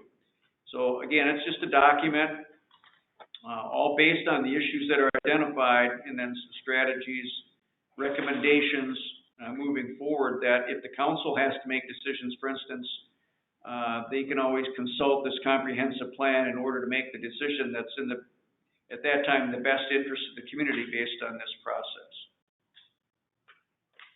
Is that okay? Do I need to elaborate anywhere else on that? It just sounds like you're getting organized is I guess is the underlying root need here. And to Ken's point, it will serve as, I guess, a reminder to navigate forward as we grow the city. Is that correct? Yeah, I'm glad you used the word organized. That's exactly what it is. It's really organizing the thoughts on a community-wide basis, generating some consensus moving forward on some decision-making. I think you're right on point there, the way that you brought that up. I didn't use the word organization, but you hit it right on the head there.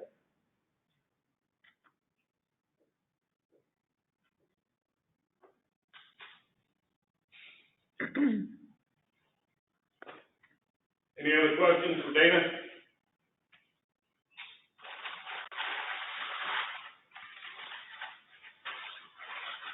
Do you have anything else to add, Dana? If there's no questions, thank you for your report. Going back to well, you want to do the other one? we didn't really, there's also, I sent this out to y'all Friday morning. It was on the second and third page of the scope of work. I don't know if it wasn't included in that original one, but I do have some. It's a demolition and removal of dangerous and dilapidated structures. We already know that this board's focus is on our main corridors, the Broadway entrances, Lamar, Elm, and Haley Street. But Ken mentioned this a bit earlier about the conversation that we had when we met with Russell and Dana about maybe having secondary locations other than our primary locations of the corridor. And what he has done, and what I sent y'all on Friday, I only have one copy left, but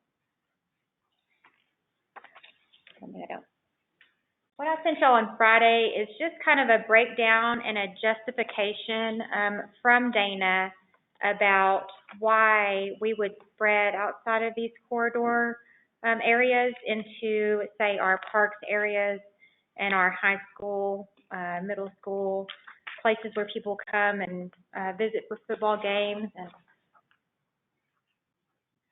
so on and so forth. Just kind of like if this board is interested in possibly exploring some of those secondary locations, or if y'all are not going to be willing to maybe expand or anything like that. Just kind of getting direction on where we need to focus our demolition efforts. I think we have to stay on the corridors. We haven't done them yet. That's my opinion. We just haven't addressed those. We agreed to meet the city and fund the remote homes that, you know, are way far away, but were easy to tear down. But my opinion is we have to stay with those corridors. I just hate to see us get distracted on anything else. I did have a question for somebody, probably Ken. Are we anywhere with getting county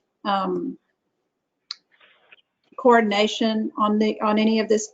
Maybe that's more for a regular meeting rather than this, but boy, that seems to me to be just a win-win key way to address this. I'm not talking about the plans and all of that. I'm talking about the action and getting it done. Can we get the county involved to help us with this? Is that a way that we can move forward and get some? I know we have to do asbestos surveys and go through the correct protocol, but it'd just be nice to see some, you know.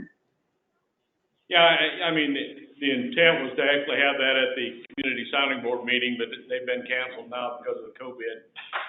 Everybody that we sent it to, we've already sent it to everybody that goes to that meeting.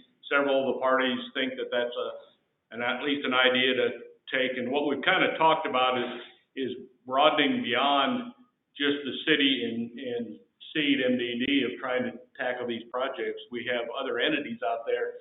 It's just as important to them as it is to us. And they also have some resources available that might be able to help us. Not always money, sometimes it's manpower and equipment. So our thought was to take it to the community sounding board, which is the lead person in each one of the big entities, and maybe make one of those meetings every quarter concentrating on our quality of life in Sweetwater. And one of those conversations will be with the county of asking, is there a way that the county can bring their equipment and some of their people into some of this demolition to where it's not always costing an entity dollar amounts? But we do not have any information on that yet because we have not been able to meet yet. And I think it's probably going to be much more than just Misha and I going to the county and saying, we need your help. I think it's going to take all these entities together plus individuals making calls to county commissioners and judges and say, you know, this is something that we think as a community is a priority. And going back to Dana's deal, if we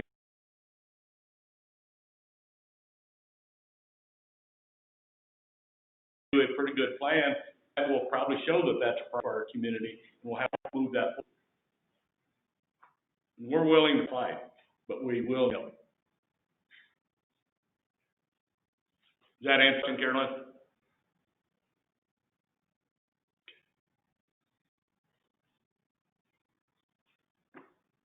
Any other questions for Dana or Russell? Good presentation, Dana. And you too. Thank y'all. And I apologize for coming in late, but I think we probably need to go back to the budget. There's a couple of spots that didn't get covered. Then I think we're ready to go into executive session on a particular subject.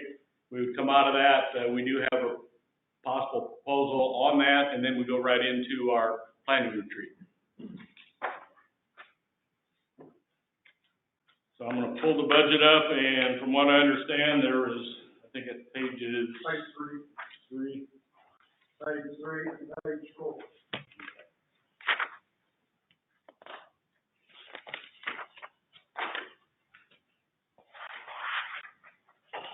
All right, item number 7 on page 3, I do not propose anything changing there. Item 8 on page 3, I am recommending, and I'll be honest with you, this is a bare minimum. I would like to recommend Misha get a 3.3 COLA, assuming that goes through the city, also a 3.3 step.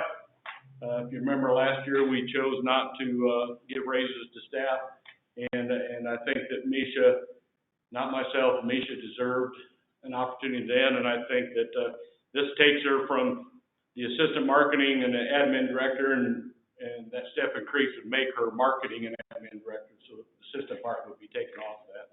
I think you've seen by how she's handled this meeting so far, she's more than capable of handling all the things that she does, and I'll be honest, I'm very, very fortunate that we were able to find Misha Adames available when we were hunting for someone.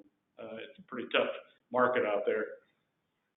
If you go to number 9, part of that, of course, it's actually a decrease from what we had last year. It's an increase over what this year is. Part of that change is just not seeing that there'll be as much travel, but then part of an increase is that when Misha got hired, I told her the first year and a half was going to be more focused on the internal side of the company and getting all that stuff together. She's really done some great things with her knowledge of accounting and really brought a lot of good things to that side. But it's now time for her to be more involved in the relationship building side, and to do that, she's going to have to start going to some of these functions and some of these meetings. So I think that's one of the places where I will be recommending that she start attending some of these state economic development association meetings, things like that, I think she needs to have a better knowledge of, and she's, again, very, very, very capable of doing that. Then I think the other one on page 4, item 12, this is one that each year we have a fair amount of discussion on, and I'll be honest with you, I think that there's a couple of these organizations that over time, we're going to have to decide whether or not it still makes sense for us to stay with them. I think this is, just in my opinion, I think this would be a bad year to try to judge them because of the COVID and some of the things, but I think there's some of these organizations that may be having a different direction than what we're going to be directing. Will change our viewpoint on how valuable they are, because I think economic development is a tough thing. But if we start going to where it's more internal than it is external, some of these organizations may not be as helpful to us as they have in the past, and it doesn't mean that we could never be a part of them, but maybe just for several years it didn't make sense that we be a part of them. So at this point, I think that we would look at continuing to be a part of that, and I think there was one of them that I actually looked at increasing the TEDC, that's the state association. I'm the only member from Sweetwater. I'm recommending that Misha become a member also, which will actually give her an opportunity to be more involved in some of the state type stuff and understanding of how economic development operates not only in a small town area, but in a regional area and a statewide area. And it's very important. What's that stand for? Texas Economic Development Council. And I'm on the board of directors for that. That's our state association for economic development. And it's per $1,000 per No, membership? 500 per member. So, Okay. so I'm proposing this to be for both of us, yes.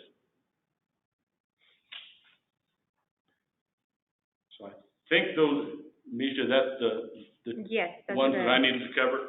And I will let you, as I was going over the advertising and marketing part, the West Texas Oil Activity Index, the board has kind of said that they feel if whoever needs that information can find it online and everything. I just wanted to make sure you didn't want to put a comment. I did tell them the marketing, you know, how much marketing it gives us in the newspapers and stuff, but they still feel that anyone that wants that info, they can now find it online and everything, so.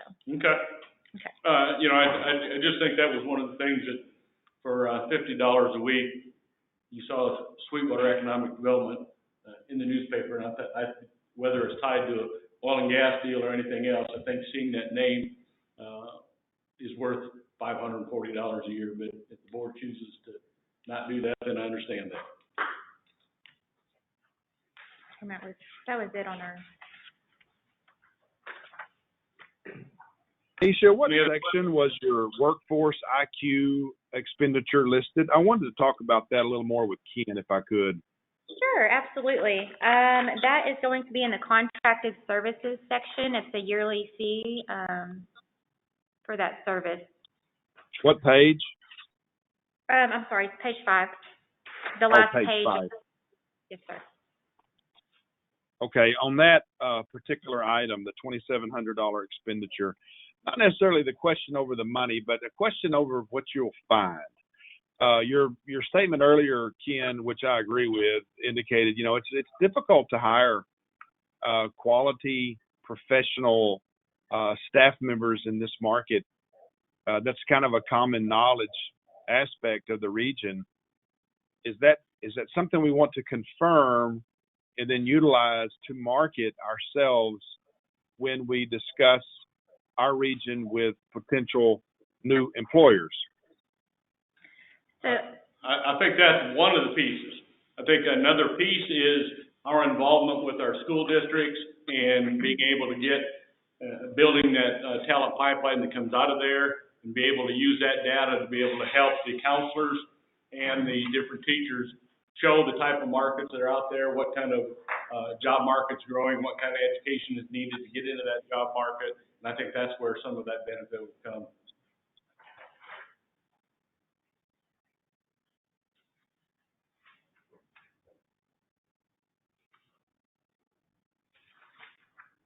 And while you're kind of digesting that, one of the things that I've talked with Misha about, when we did the original website and we've kind of done some updating, we had some free sources out there where we could get a lot of that workforce data.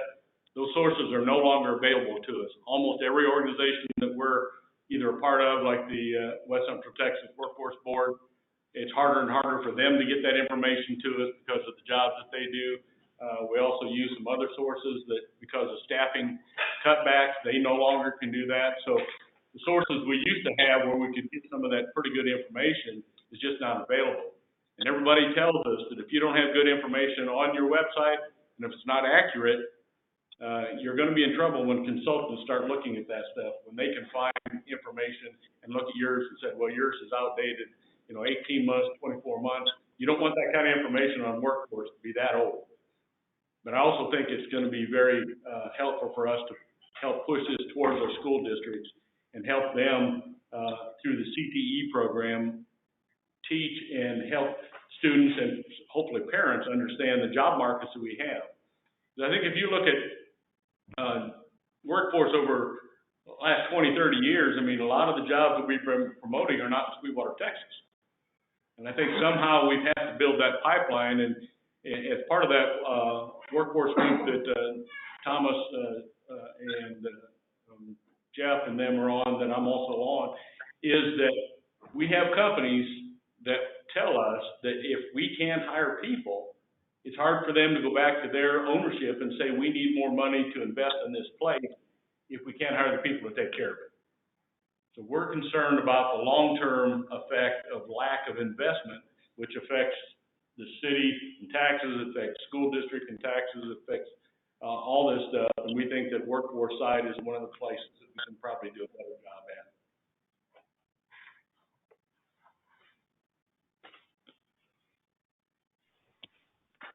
Thank you, Ken. Yes, sir. Yes, sir. Thank you.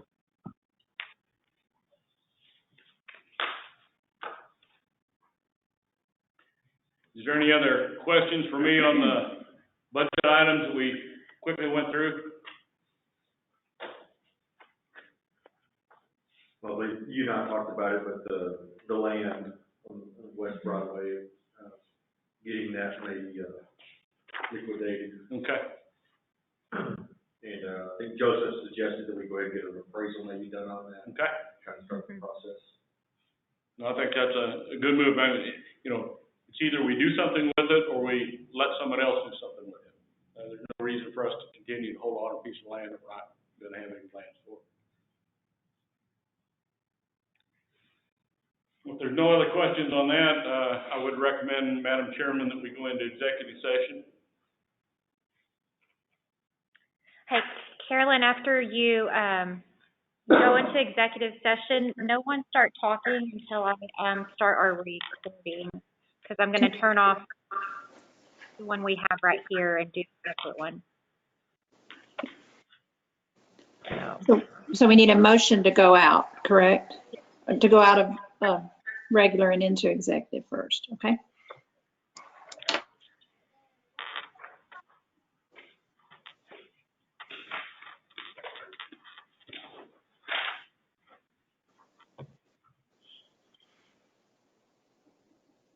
Did anybody make a motion? I move we go into executive session. Second. Okay, it's been moved and seconded that we go into that we leave regular session and go into executive session. All in favor, please say aye. Aye. Any opposed, no. The ayes have it and the motion is carried. This conference will now be recorded. Carolyn, you're on mute. Thank you, Misha. I'm sorry. So it's been moved and seconded that we close executive session. All in favor, please say aye. Aye. Any opposed, no. It is June the 28th, and it's 12:38 p.m. We will be closing executive session, entering into regular session.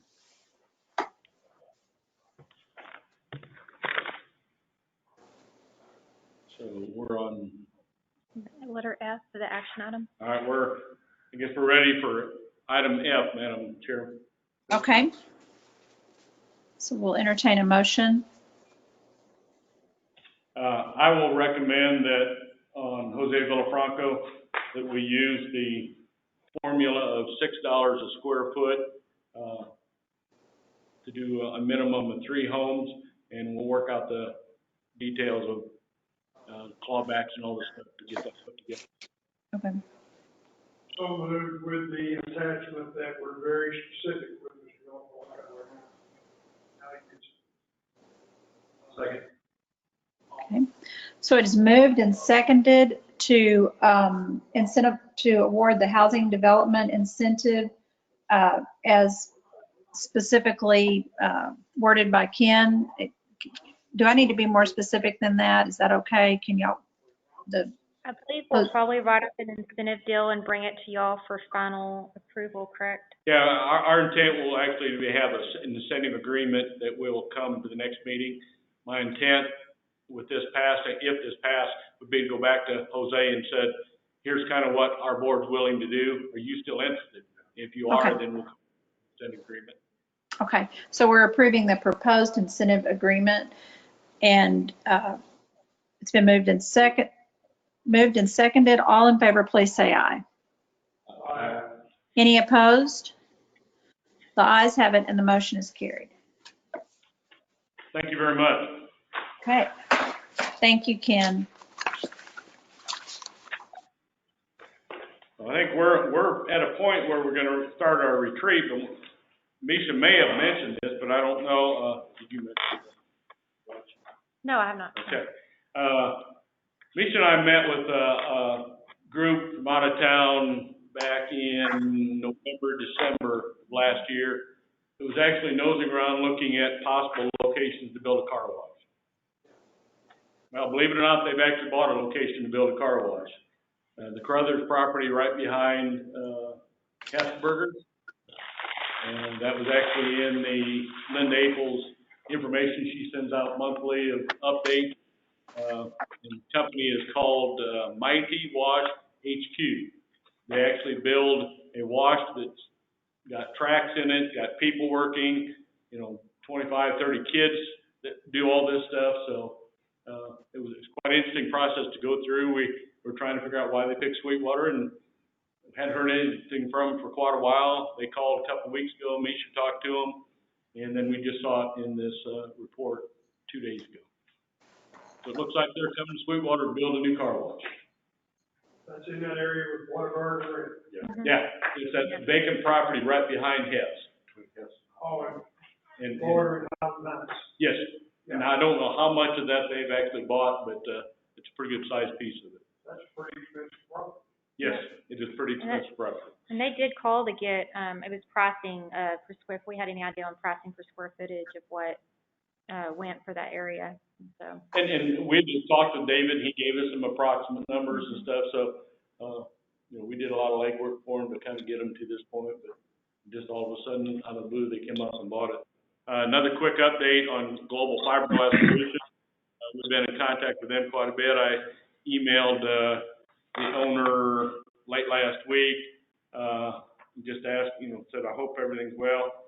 He replied by saying, we do have investment coming into the company as well as contract work, and the plant here is starting to pick up. He'll be actually in the process of starting to hire some more people in the very near future. Yeah, just do more across our fingers, it's like prayer.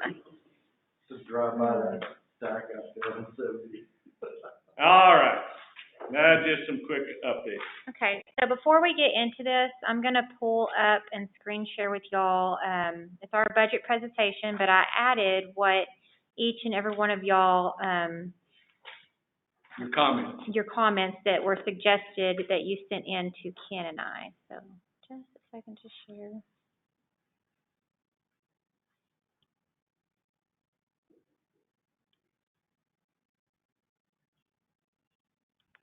Hey, Ken, what did that property sell for over there by Hess? It didn't say. I've heard it's Sorry? a $3 million project.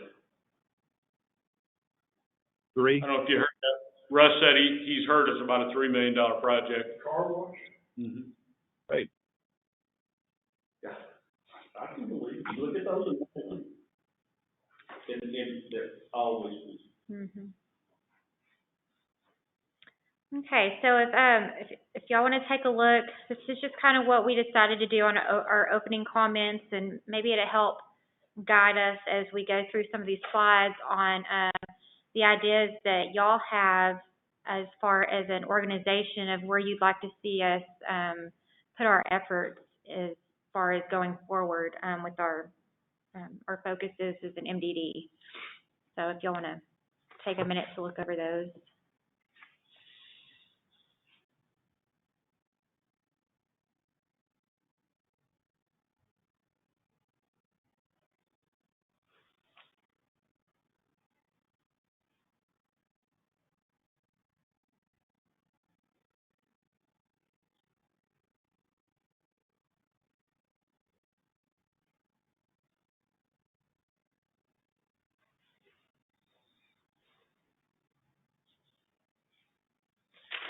And as we look at these things, one of the things that we've kind of been internally talking about is, you know, as a board, as an entity, as someone that's got some dollars to invest in our community, what kind of impact can we have on our community?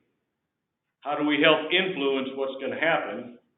And how do we leverage what we're going to do to make things better? I think one of the things that sometimes we get caught up in, and Steve's done a great job over the years. I think we've just opened the box to allow us to do more things. And it makes it some ways a little tougher because now all of a sudden we have a lot of good things that we can do. But I think we, you know, at some point have to say, you know, this next year, here's the top 2 or 3 things we really think are the most important things for us to work on. Because we can, you know, and I was telling Misha yesterday, I can remember working at the chamber and we would have a community-wide retreat. And we'd come up with the top 100 things the chamber needed to do next year. And I can guarantee you, over a 5-year period, I could probably pull out the list and it didn't change any.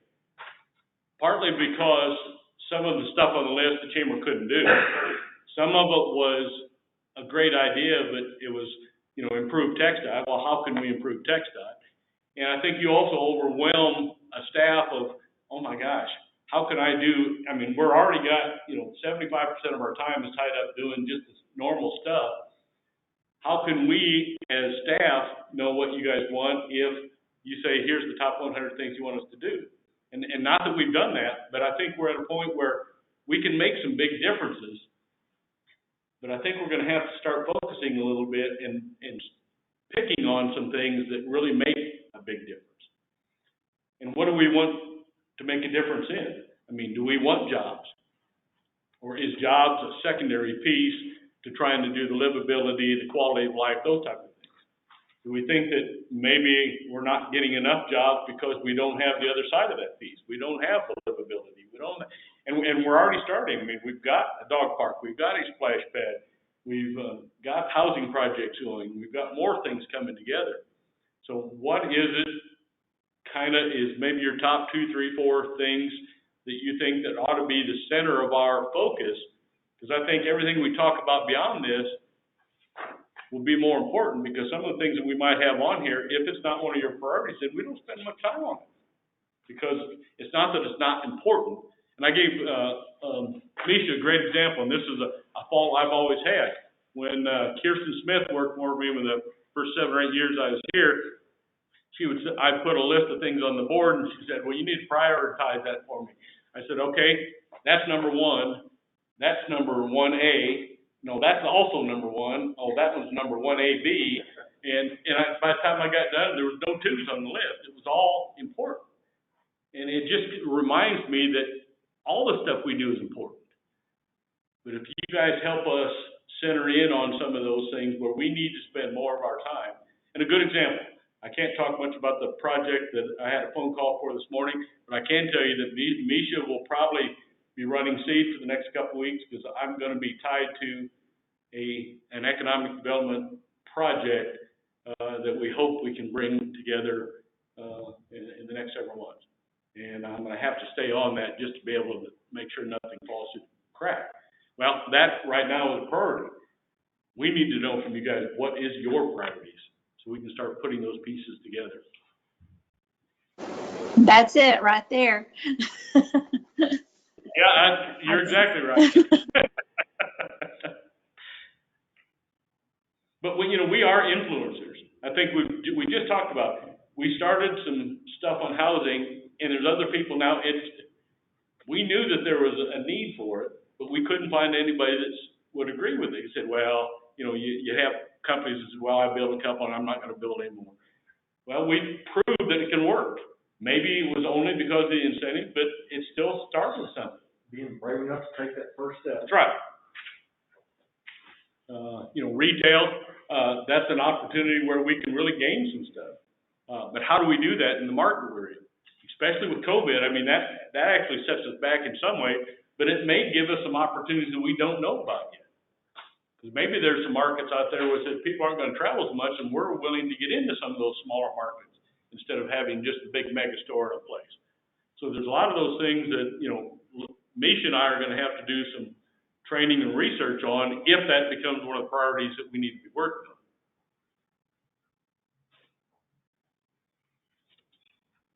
Don't everybody answer at one time.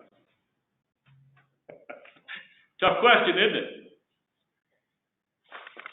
I'm sitting here thinking, since I've been on the board, it's been MDD, and those of you that were here before, how has your mindset changed going from strictly economic development to now what we have? Is everybody happy we did what we did? Is it, and then I'm not answering your question with another question. It does make sense. How's your mind changed, your way of thinking towards everything that we do now? Well, I've been on both, and I've sat through 22 monthly seat meetings where we did not discuss doing a project because they just weren't there, the industrial side of it. It's just so hard to do. I mean, it's not a buffet. You go out and you pick one, two. You've got to wait on it to fall out of the sky. On the flip side, what we're doing now, there's always something to be considered. And that's a challenge that comes with it if we try to do too much. If we can flitter all our resources away, I would hate for us to have done so many quality of life projects that we can't influence Project Jupiter. Because that's going to be huge. And I think kind of our focus this year ought to be to maximize the benefit of Project Jupiter, not just get it here, but get the people that are going to be associated with it to be part of Sweetwater. And I think that's a big point. You remember our conversation even a couple of years before we did the MDD. Part of the staff's concern was that we were very successful in bringing some pretty good projects to Sweetwater. But the overall impact on our community wasn't what it could have been because we brought in a Crest that hired 125 people, but only 30 of them lived in Nolan County. Yes, we had the company. Yes, we had their investment, but we didn't have the people that really would make the difference. I mean, all of a sudden, if you bring 20 or 80 families to a town, that's a big impact. And I think to your point on the Project Jupiter, I mean, if all this thing comes together, we've got about a 2.5 year window that we better be ready to handle that stuff, or otherwise we will lose it to another community, and that makes it even harder to get back. We may get the plant, but we may get the employees someplace else. Plan.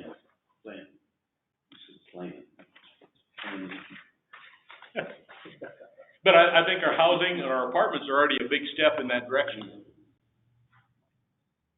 And I think the comments that we hear on the splash pad and the housing and the demolition are mostly positive. You have, some negative, or they'll talk positive, but yet you're not doing everything else. Well, that's okay. We're still doing something, but I think that's what the big thing is. This board has really done some very visible things that I think has impressed our community, and they just don't want us to stop. So Dr. Peak, what you're saying is, so housing, because people can't live here without places to live. What would you like us as staff, our efforts to be as far as housing goes? I don't know that it's a specific direction, but, maybe emphasize to the people we're dealing with now that there are bigger things down the road coming, and be prepared to ramp up, gear up. Have we had another developer looking at the property out on the east side of town by the old water tower? Not that I know of. Okay, I thought somebody had been looking at that at one point in time. But to look for ways to encourage home development, whether it's we're going to incentivize the builder, we're going to incentivize the buyer, just to make sure that those homes are there. Because, we've all heard the story about Georgia Pacific, USG, when they bring in engineering, they got 1 week to find a home. And you're not going to do that in Sweetwater. We've got to have that housing available, whatever it takes. When we were doing this initial MDD stuff and we talked about housing, I went to a meeting in Abilene with the TMCN that covered housing, and actually had a developer that was working in Stephenville and Brownwood, and actually talked to them. In Brownwood, they were getting a $500,000 incentive. They had to invest $5 million to earn that. Had that same guy look at Sweetwater, and he shook his head real fast. No, he said, the market's not there for me. And part of the struggle we have is that we're taking projects like Project Jupiter, and we can't talk about it until we can talk about it. So it's harder to use that as a debate. But I think that makes sense. I think we're going to be able to use that at some point to throw that out there and get some more interest. So that should be public by the end of the year, shouldn't it? Oh, yes. One way or the other. I hope not that long. I didn't get optimistic. It happens as fast as you want it to. But, I think you can see it as just like, when, as staff, and say, yeah, housing is our main thing. And then, what do you mean housing? I don't know. We just want housing. Well, how do you do housing? I don't know. We just want housing. We found that there wasn't anybody locally that wanted to do it. Gary was actually someone that Joseph got us involved with, and that's where again, the value of our board members in our community is finding that person that you just may know, then all of a sudden we have the conversation with them, and we find out pretty quick, yeah, there's real interest, or no, there's really not. But that's how we end up meeting people, is through the relationships that everybody else has, to be able to build what we can have and programs like we're putting together. Well, just in anticipation of that, Ken, would it be something, do you think, that we could look at this idea that Dr. Peak had, and, in the event we may have some buyers coming into our community, that we would have a structured plan in place that we could say, okay, if you purchase a home that has a purchase price of X, that we would incentivize with X with property taxes? Have something in place for that? Would that, just in anticipation of maybe having, that come? I don't know how they're doing it, but boy, if that would help us land some people to buy homes here. I don't know. Just, to me, it sounds pretty good. I don't know.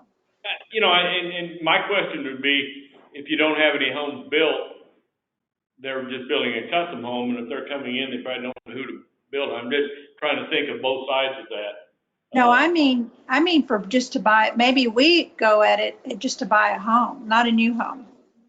But we Okay. offer some kind of incentive, just to run it. I don't know.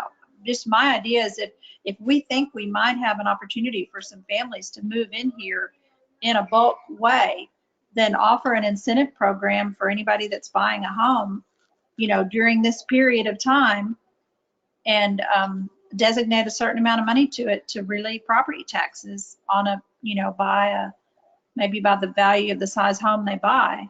I don't know. I'm just talking out loud, but that struck a chord with me, especially considering we may have an opportunity for some home sales, and I don't think you would do just new for this. In my opinion, you would do any kind of home sales for a limited time, and maybe just a limited amount of money, if it would get somebody to buy a home here versus somewhere else.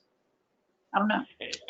I'm sure we'd have to think through that. Are we talking about someone that is already in our community buying a home? Are they going to get any money, or is it only someone moving from another outside our county into the city of Sweetwater? Is that the only way they would get it? I think it has to be tied to an increase in taxable value.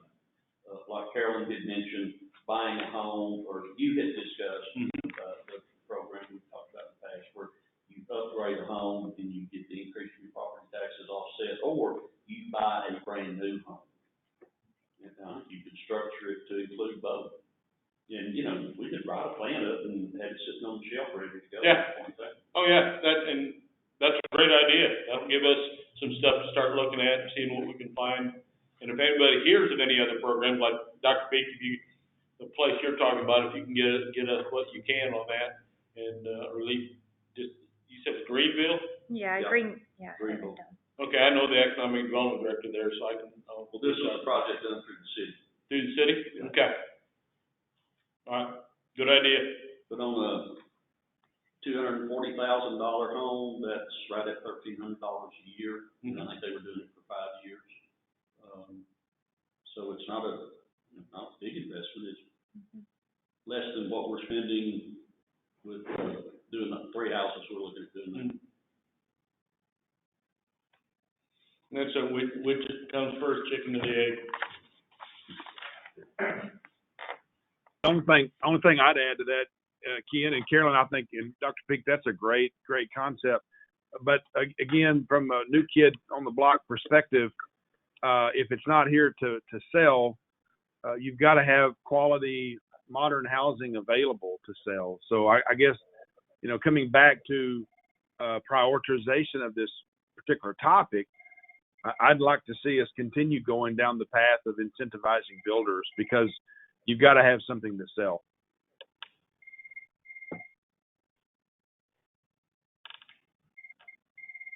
Other comments or thoughts on that? But I think it's also like Dr. Peak said, there's no reason why we can't be working on that and have something available. Because, hopefully we're not that far from where some good things are going to be happening, and hopefully right. We'll have to utilize that. Hope so. It almost sounds like we could start a 100-unit development right now, and they could theoretically be occupied within a year if your deal comes together. You're willing to loan that money to me at no interest? 20-year payback? Did we lose the connection? You just initiated a negotiation for a starting point. There we go. That's a big step. But no, I think that's heading in the direction that we were talking about. You're giving us something more specific and honing in on what we think is important. It's like new jobs. I don't think new jobs will ever go away. And they're always going to be a very important piece. But sometimes does it have to be the most important piece? And whether it's this next year, a new job, phase 2, but the reality is what we're doing is working on the workforce side, which helps set us up for a lot of this other stuff. You're still working on the most important pieces. You're just doing it a different way.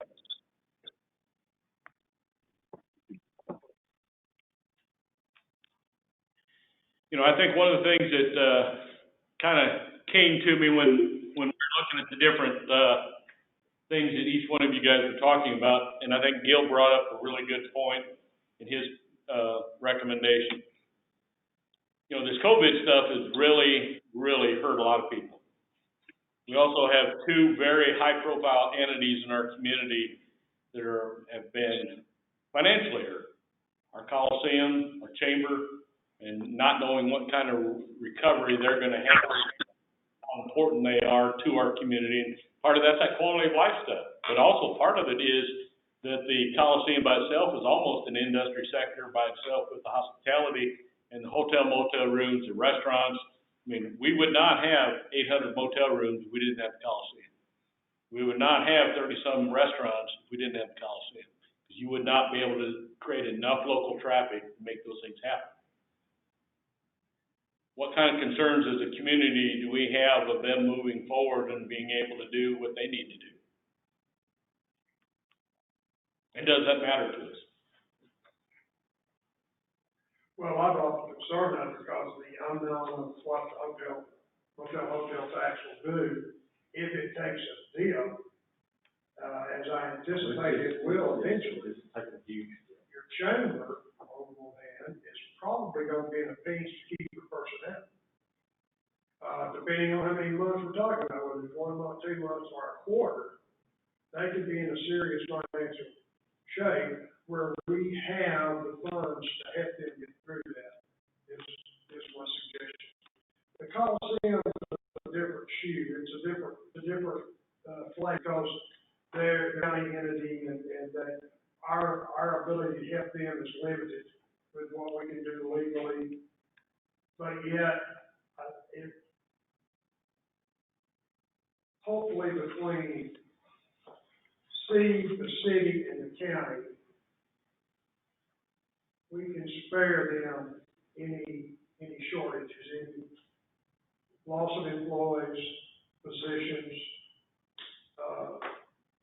I don't know, just got to start. I think the Coliseum's gonna be okay.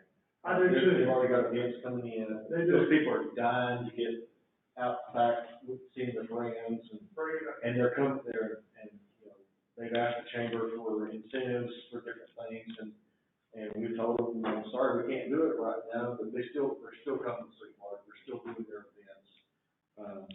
I agree. And so because of that, you know, the chamber has fallen back and it's not spending as much money on incentives.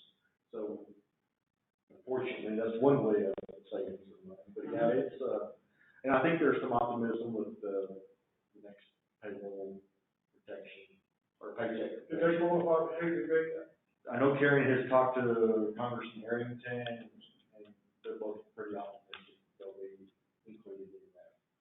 I thought that was already over. No, there's already another one being talked about. Oh, okay. Yeah, it's like Saturday or something, they said quite a few things about it in news release. Because honestly, if it's not, we have a risk of our sales tax actually starting to drop. Well, we've been lucky when you saw those numbers where we've held. But when you take people that got unemployed, they got unemployment plus $600, they were making more money than they were when they were working. So their spending habits continued. All of a sudden, is it this week, that $600 goes off. I think it's just right. So. Anyway, that's just something to keep on the radar. Yeah. No action. I'm not asking anybody. Have you sit down and talked to Karen to see? No, I try not to get into her business, but, I mean, we do talk about it, and she's had concerns, and they're very concerned. But. We have, I don't know that I should throw this out there, but we could help the chamber by simply modifying our yearly lease. For example, instead of $1,200 a month, we could pay them $2,400 a month. It's all legal, it's all in the books, and that helps them $14,000. Not a lot of money, but it might keep their books in the red. In the black. Well, and I think, another positive thing to that is the relationship we've built with the chamber. The chamber helps us on a lot of things. We love the fact that we're located there because if Misha and I are both out, we're still open. Because if we're in another location, we have to put a close sign on their door. In the chamber, we're still open, and all they do is, they step out or something, and they drop stuff off, and we have that all the time. And we help them a lot too. I mean, it's not just one-sided, but it's a great relationship, and I would have no trouble at all recommending that we did something like that. In fact, there's a lot of communities that have done that as a way to help their chamber by just paying a little bit higher rental rates.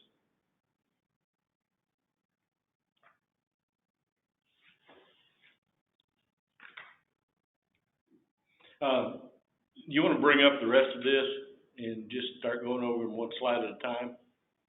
Okay. Or does everybody, or do you care if you can see everyone, or would y'all like me to? Do you guys have your PowerPoints with you? If you don't, do you have yours? I ran out in such a rush. Okay. I just got this. I have it. Just as long, I know Joseph has his.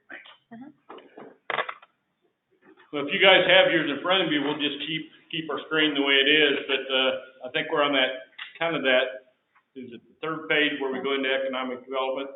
Carolyn, do you need me to pull up the PowerPoint, or do you have yours right there with you? Okay. She does, okay. So that's kind of talking about, we're very fortunate, and one of the things that sometimes being fortunate makes it tougher to center in on any one thing. We're lucky that we have a lot of different things happening in our community. Our manufacturing sector is strong. Our logistics has been pretty strong. Oil and gas is up and down, but when isn't oil and gas up and down? Our wind sector has stayed strong. Got a new wind farm being built right now. Solar should be coming online sometime late this summer. I think it's complete out there. But I'll be honest, there's probably not a lot of places, especially in the market we're in now, where we could influence much of that, other than somebody wanting to locate here. And I'll be honest, I don't see that happening right now, because I think everybody's trying to figure out what to do and how are they holding on. So I think if we're gonna take a sidestep on economic development, it's not a bad year to do that. And again, I don't think it's saying that we don't want to focus on it. I think it's still a focus. It's just we're going to focus possibly on the workforce side, because that's where I'm more concerned than I am of anything else. When a USG or someone like that, if they can't hire people, they're not going to invest in our community. And if they don't invest in our community, then it's that downward spiral. Somehow we got to do a better job of providing people. And that's where I think Drew Howard, we've had some good conversations with him. I think that's a place to start. But I think we're going to have to be more involved in what we have to do in the past.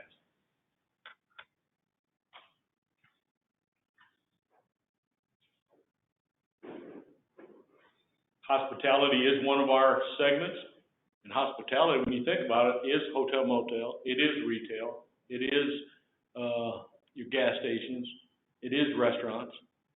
I've got mixed emotions on just what we've been tracking on restaurants. There's a lot of restaurants not willing to do anything, and then there's others that are looking at this COVID as a very good opportunity to do some good things. It's trying to figure out where are we located in that smaller size on a very highly traffic count area. How can we help influence that? Anybody got any thoughts on that? I think part of that, if you go to that next page of the grants, one thing I still think that our facade grant's a good program. I know it hasn't been utilized as much as we'd like. The third building is getting close to being done, the ice cream place. We've been, in fact, was it last fall, Misha and I walked the downtown, gave grant applications to everybody, along with either 6 donuts or a dozen donuts or whatever. I think we have some people thinking, but is it maybe time to expand it? We talked about our corridors. Could we do this in the downtown and on a corridor? I just committed to a new sign. Too late. I mean, that not only gives us a chance to have somebody tear down something, maybe it has a chance in a corridor situation for someone to increase in curb appeal of that. we were hoping that we would have more action on the downtown than what we did.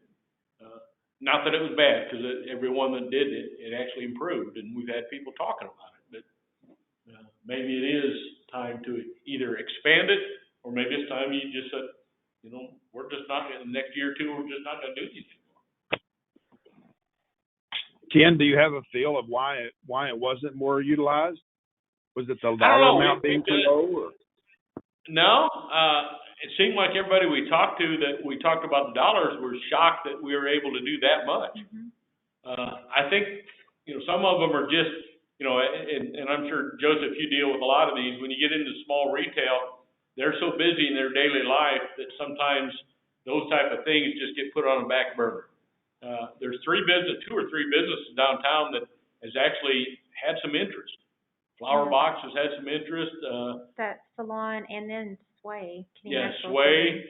Kenny Maxwell's, he owns 2 or 3 buildings there. Where Kenny used to be, the new owners of that's talked about it. So we've still got some stuff, but I just don't know how you push them over the edge.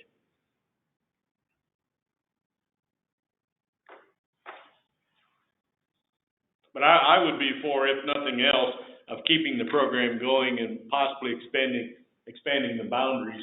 And we're not asking to put a dollar amount to it, because each one of these projects stands on its own. So when we come to it, you know, and let's say you keep it going, and we bring, you know, 3 to you this next year, and you after the second one, you say, you know, we really think we're good for this year. All we have to do then is say, you know, we've met our maximum what our board wants to do this year. We'll carry yours over into the next year. So Broadway, Haley, Lamar, and Elm. Now, the one thing that did come up, and this is just some of the negative, and again, if you read all the Facebook stuff, you could drive yourself nuts. But there was some complaints about the, what was the last one we just did? Masonic Lodge, because it's a nonprofit. Our viewpoint when we first went into this was, honestly, we don't care who it is if it improves the curb appeal of our downtown. That was the most important piece of it. And I still like that. I still think that unless you wanted to exclude residential, because if we start expanding, it's going to be harder to make it just business related. You know, a friend that moved back to Sweetwater about 7, 8, 9 years ago. Her first thought as she lives at 419, is she referred to it as the nightmare on Elm Street. And I said, well, that may be right. But I said, you should see him when there's 2 lanes. Because it really was a nightmare when he was trying to get to the Coliseum. So, but my question and my thought is, don't all towns have these places? I mean, I'm not saying that's right, but what do you do with a street like Elm Street? You can't evict people. I think it goes back to stuff Carol has talked about over the last 2 or 3 years. I think it's having a code enforcement process, and I think we're building one right now with Dana and what he's doing. It's just taking time. But you have to start sending out notices. You have to start making people do the things that code enforcement's requiring them to do. And if they don't, then you have some penalties. You're looking at a 4-year turnaround. Yeah. You know, if there's no accountability and if there's no consequences, some of those people are, you know, in fact, there's one of them on the east side of the street that front porch is almost to fall in the front street. I mean, the front wall is like this, the actual beam on it is like that on Elm Street. And it's got a sign, no trespassing. Yeah, I know where well, nobody wants to trespass because it may fall off. Yeah. But so Ken, in that, have we, what is the status on the code enforcement on that particular piece of property? You know, we asked about the apartments with the tarps, and we harped on that till they finally got the tarps removed. I mean, I'm wondering about, sometimes I drive by places and I think, where are we on code enforcement on these? And I'm always just saying a prayer that I hope that we at least have a lien on it, you know. I don't know. It's kind of a frustrating conversation. Dr. Pete, do you have any, we don't either, and we'll be glad to talk with Dana and just ask him, and And again, I think it's, you know, if you look at Dana's done a good job of, you know, when he first came in, he kind of was, I want to do a lot of things all over the place. And the board said, you know, our concentration is on the entryways. Now, I agree that he's kind of trying to deviate a little bit from that, but when this board says this is where we want, he sticks to it. And so I think that he listens to us, and I think that we'll be glad to visit with him and say, you know, what is it can we do because of our tourism, because of all this other stuff? Is there a way to start improving that street? And we're glad to go visit with Dana about that. And I think he'll be very receptive to hear that. He's been really occupied with refuge. He has. What are our thoughts on the facade improvement? Is that something that we think we want to keep going? Is that something that we want to put on hold for a while? I think keeping it going and expanding it is a great idea, as long as we keep a handle on How much we spend? we can't let it outgrow us. Yes. And especially if you've got some people that are considering, if you get 2 or 3 more businesses on the square that took advantage of it, yeah, I think it would drive others to do the same thing. I mean, there's people down there that have businesses that have signs that letters are dangling askew that should really take advantage of. Well, and I think Misha and I can, you know, this fall do the same thing again, kind of do a concentration of downtown, take application to them and said, you know, you guys got busy and everything else went going on, we can just kind of continue that marketing piece of, you know, maybe even take some pictures to hear some before and afters of some of these buildings that's already been done. And then, yeah, those look a lot better. Well, here's a program that could help you do that. I have a question. Just because there's so many abandoned businesses and stuff on, you know, Broadway or Haley, what if it is an abandoned business and the owner does want to just come up and make it look better and not do anything with it? I don't think our guidelines say that there has to be a It doesn't. Do we want to add business something? in it. Say that again. So you know how there's abandoned businesses like the, I don't know, boot shop or anything. The old Stanley Electric. Yeah, anything down there, and that owner comes up and says, well, I want to make the outside of my building look better since y'all are going to help, but there's no business in that. I wouldn't think that'd be the parameters. I mean, Right. as long as it's making the building look better, that makes the street look better, right? Right, okay. I agree. I agree. Chances of owner putting a bunch of money into a building to do nothing with is probably not, and, Yeah. you know, he might have an actual opportunity to lease that building if it was. Okay. Yeah, okay. Amen to that. Again, that's great direction. But I'd include those, I think y'all include the highway, the other streets. Okay. Okay. This is a one that we've struggled with for a couple of years, small business grants.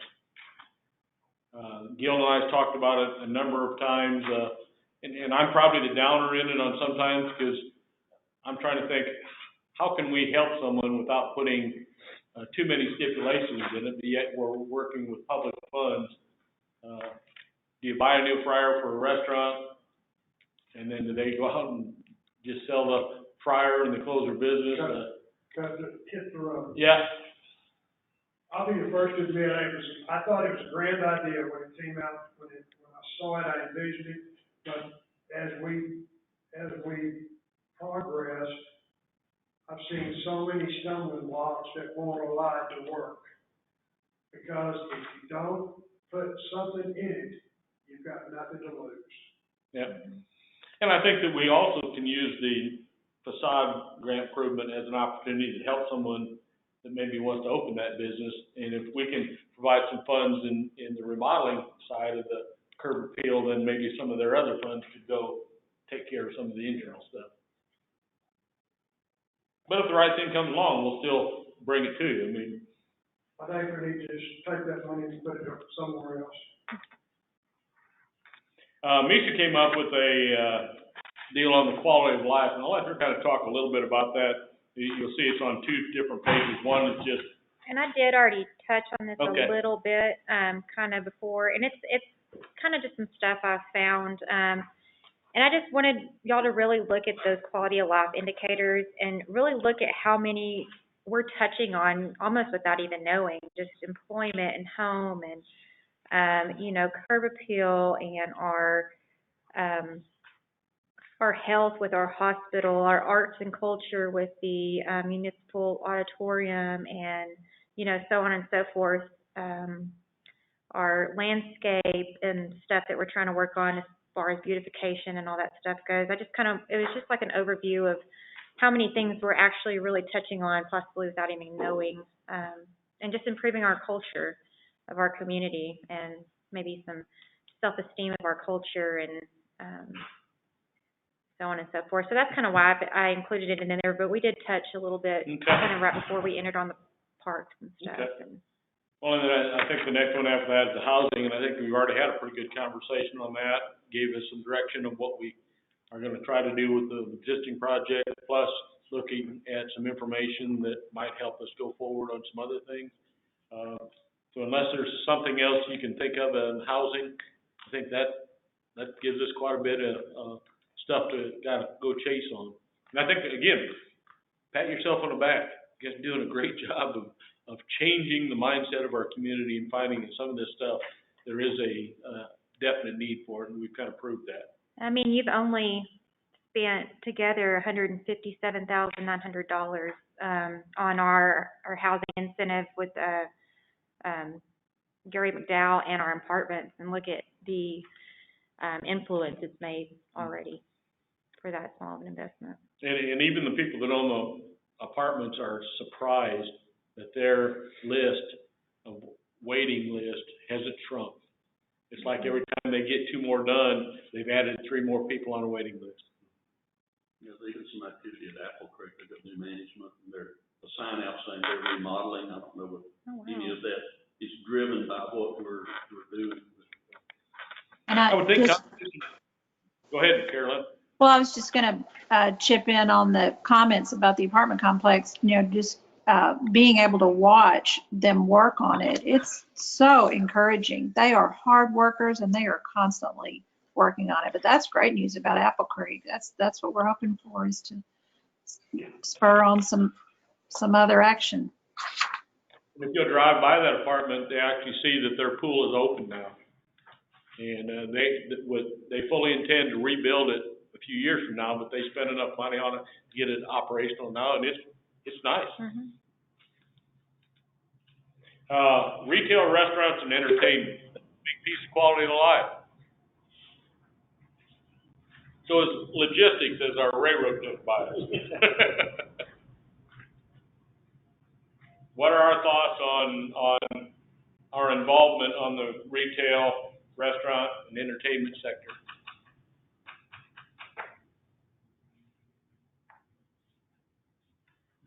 Well, you can't say we don't make a difference, okay, because, you know, we're Southerners. I think it's just more challenging. I think, you know, a lot of these big chains have specific formulas that have to, you know, you have to check all the boxes. And I don't think we can incentivize our way into a lot of those, but, you know, we jumped quickly with Sutherland's. And how can we help them check the boxes? Increase our population. Well, do they have correct information? I think y'all feel We have helped a little bit with that. We got our traffic increased from, what was it, 9 or 14? Yeah, it was a pretty small number. Yeah, we got that increased in one of the national databases, just 32,000. And I mean, if there's all kinds of, and this was through talking with one of those retail recruitment consultants, you know, that was trying to have us, you know, $30,000 a year to help us recruit restaurants and go out and chase them for us and all this stuff. So there's aggressive approaches like that, but there's also smaller things you could do as far as they generate reports and you go chase yourself type thing. But it's just kind of scary to do either one of those in today's times right now. Well, and I think we're not knowledgeable enough to truly go out and chase the restaurant industry, the retail industry. We would have to have help. Now, do we need someone else to do it all? I don't think so. But I think that what we've just learned over the last several years, that we've made some headway. But, how do you break into the next level? We've got some good information. We're hopefully going to have better information on our website that makes it available. But what's going to make a medium-sized restaurant chain look at Sweetwater, Texas, over another town that they look at? And how do you get them in that door? That's something that we should be training on this next few years. Yeah. And it may be one of those things that you start looking at, maybe we decide to spend a little bit more money on some retail consultants for a year or two, that you're gaining that knowledge as you're spending and getting that good information. And because part of their stuff is not just giving us information, is taking our information to their contacts in the retail or the restaurant industry. Well, as we learn working with them, through them, maybe, 2, 3, 4 years down the road, all of a sudden we have the knowledge and enough experience and maybe enough successes that we can do that on our own. I will tell you, one of the things I've learned just from, experience of just talking to sales through a lot of these companies is kind of like what Ken said. They take our demographics, they take our traffic counts, they take our location as far as highways and proximity to Abilene and Big Springs and things like that.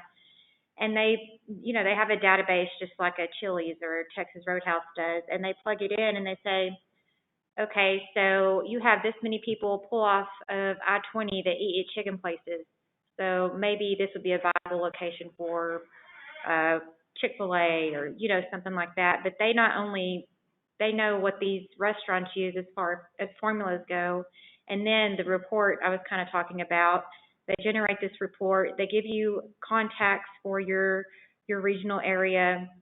And it just, if Ken and I were trying to go search down these contacts for this regional, we would just probably spin our wheels for a long time.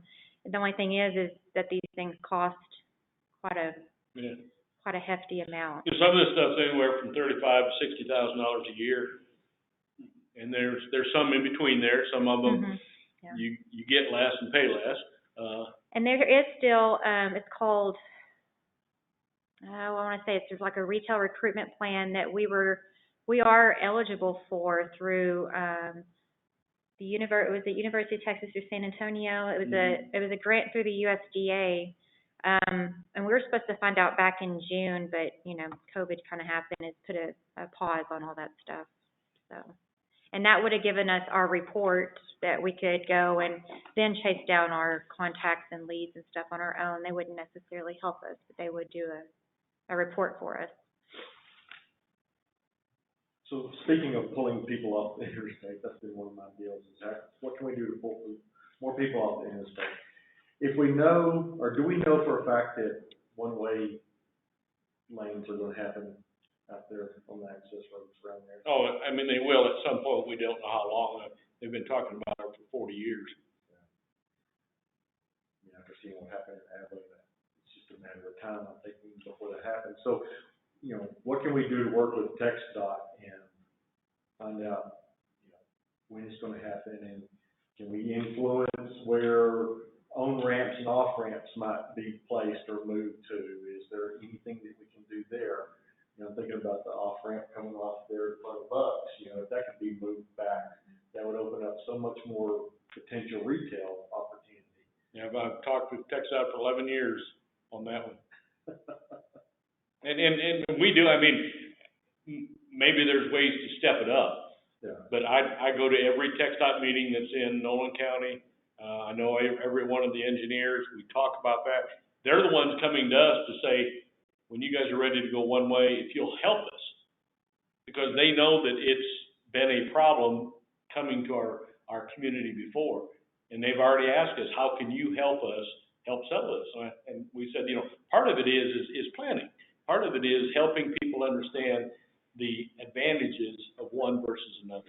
And also, what's going to happen when this is all happening? Are you going to lose access to family RV because we're going one way and we're going to reroute everybody and you're going to miss all your customers? You don't like that. Yeah. Well, and we've learned in your tenure that off-ramps, entrance and off-ramps are not at the pleasure of those on the side of the road. It's strictly textile. Yep. And at one time you could build one for $10,000, now they're $100,000 plus. Just an exit. Just an exit. And we tried to get the one that you're talking about in front of Bucks moved further west. And we were using the argument that that opens up economic development. And it would, because if all of a sudden you got off further west going east, then you have to go buy a bunch of places that all of a sudden make sense for someone to build business there. Now, do U-turn to go back to that, they're not going to do that. When we were talking with the Sutherlands, we were talking with any of these others, we always tell them, if you're looking at building on the interstate, make sure you think about the fact that this could be one way at some point. Don't get yourself in a place where your only advantage is when it's two-way, and if it goes one way, you're sunk. We had a company, the Sutherland property and the one next door on the east side, that was considering that.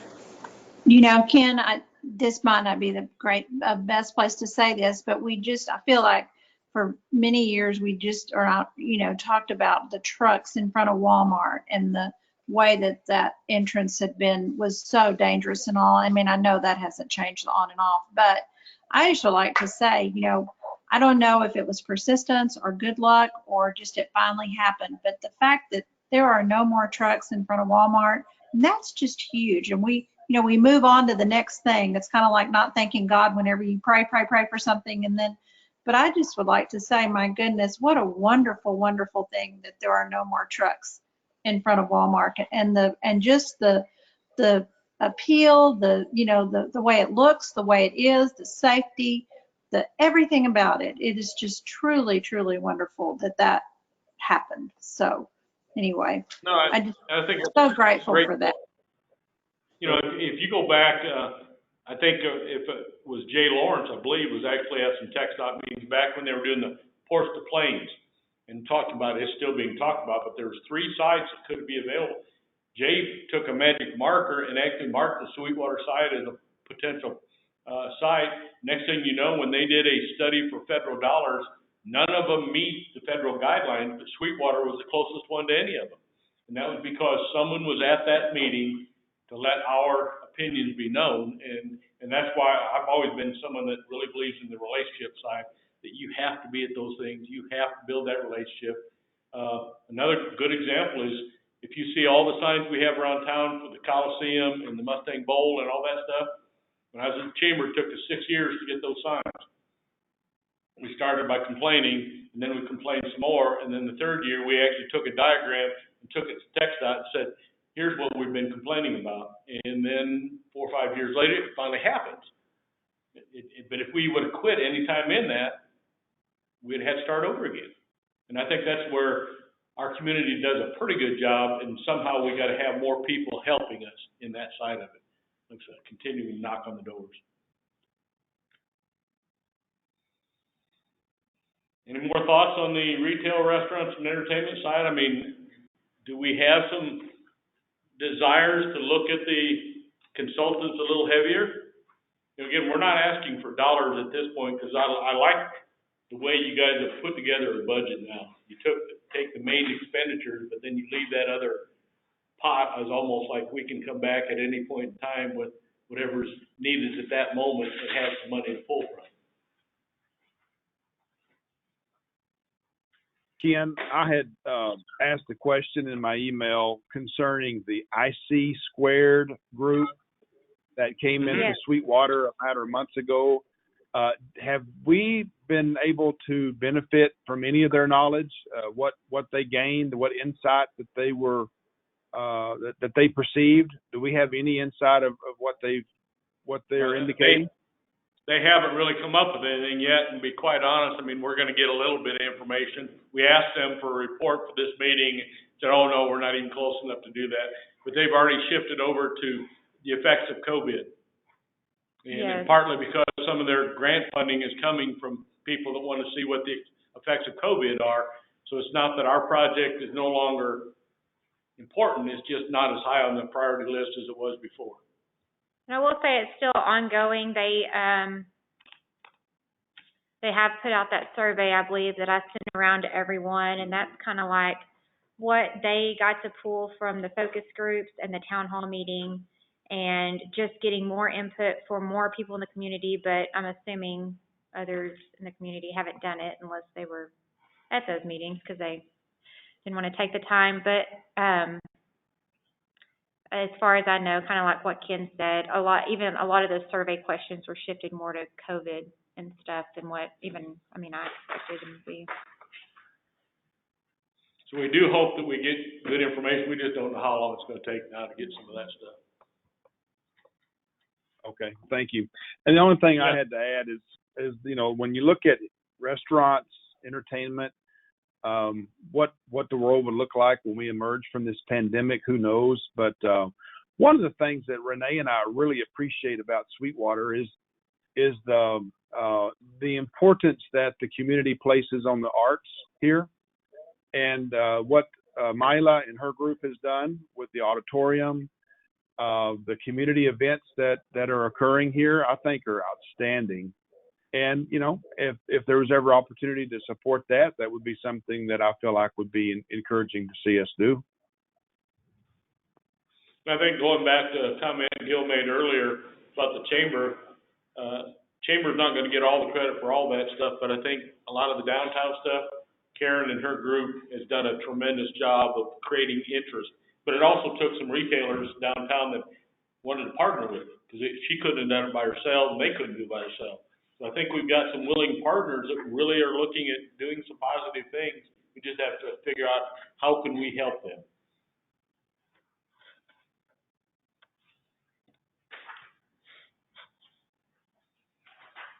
Our entertainment side is a little diminished because of city activity. Yeah.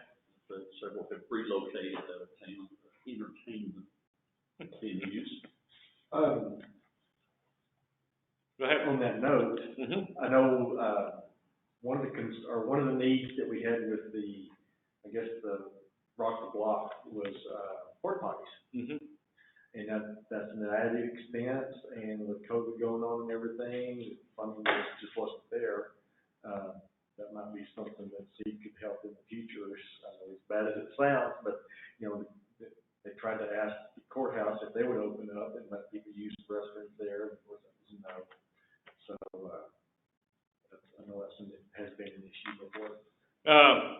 We've got an example of a place someplace called Sulphur Springs where they have this restroom downtown that's got one-way glass. Joseph, you know anything about that? I think that's cool. I heard something about it, Ken.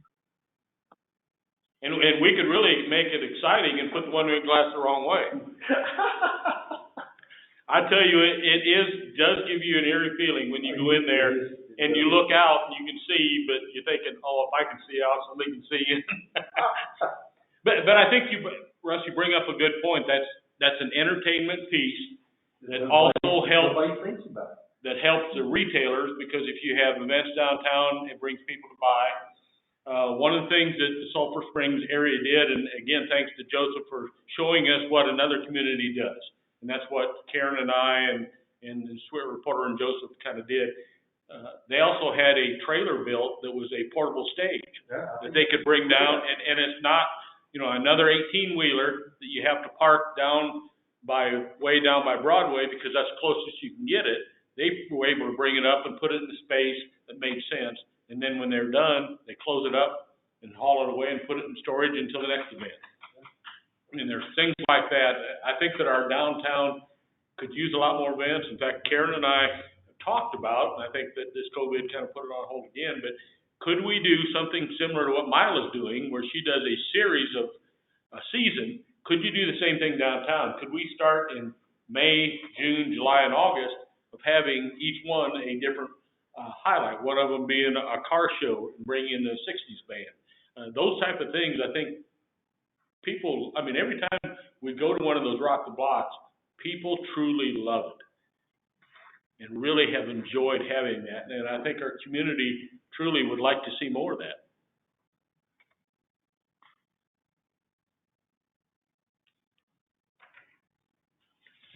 But Gypsy Jangle's not gonna spend $100,000 on a trailer to put a band on. No comment. Could we take an RV and? Yeah, we could. No money down, huh? I mind that. How involved would this board be willing to allow us to be on the entertainment side?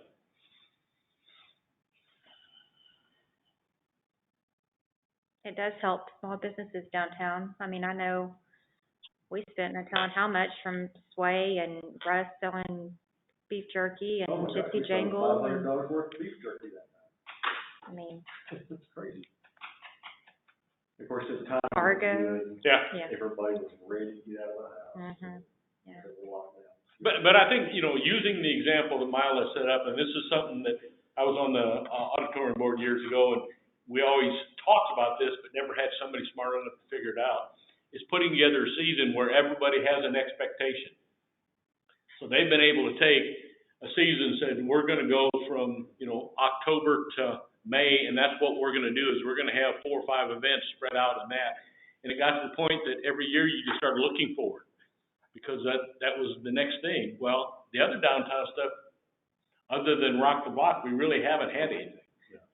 If we could get back to that, to where, let's do 3 or 4 events during the summertime, and then next year we do 3 or 4 events during the summertime, and keep that process.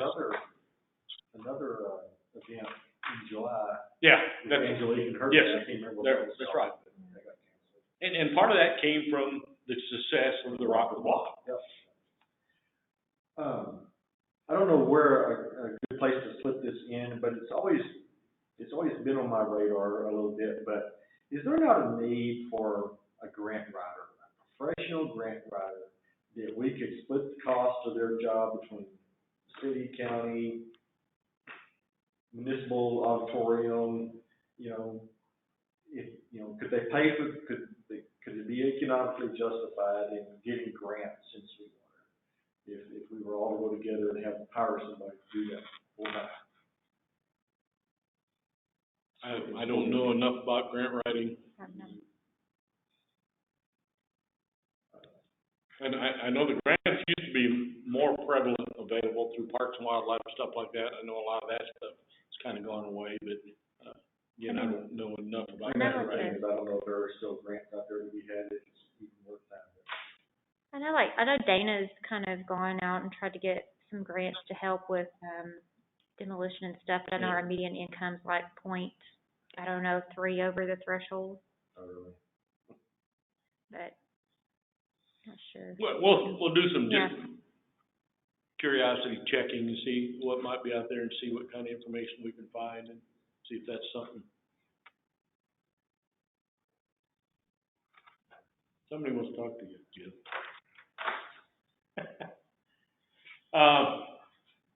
Workforce again. We think that the website is going to be a big help, because I think we can utilize that in a lot of different ways. That talent pipeline, gosh, we've got to do a better job of in our community, and it's going to take, again, more than Misha and I going to some school meetings and stuff like that, and Thomas, and we've got a good group of manufacturing people that want that to happen, but somehow leading people in our community, business owners, are the ones that the school boards are going to listen to.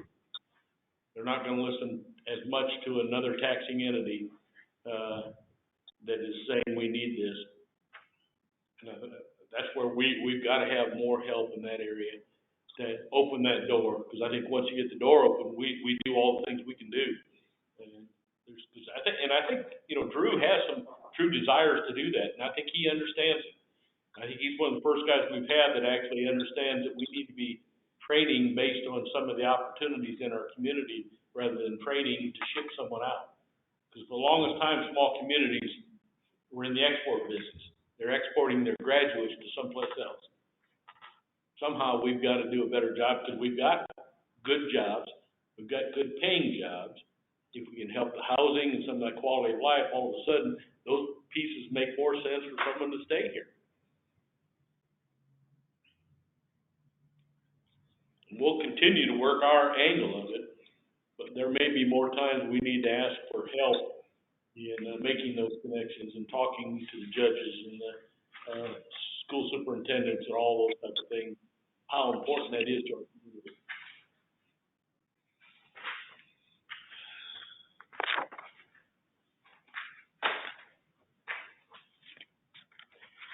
What do you guys, what's your opinion of staff and what we do on communications in two different phases? One, internally, with board members and all that stuff, and one, the other side of that is externally, with the different entities and stuff that you know about.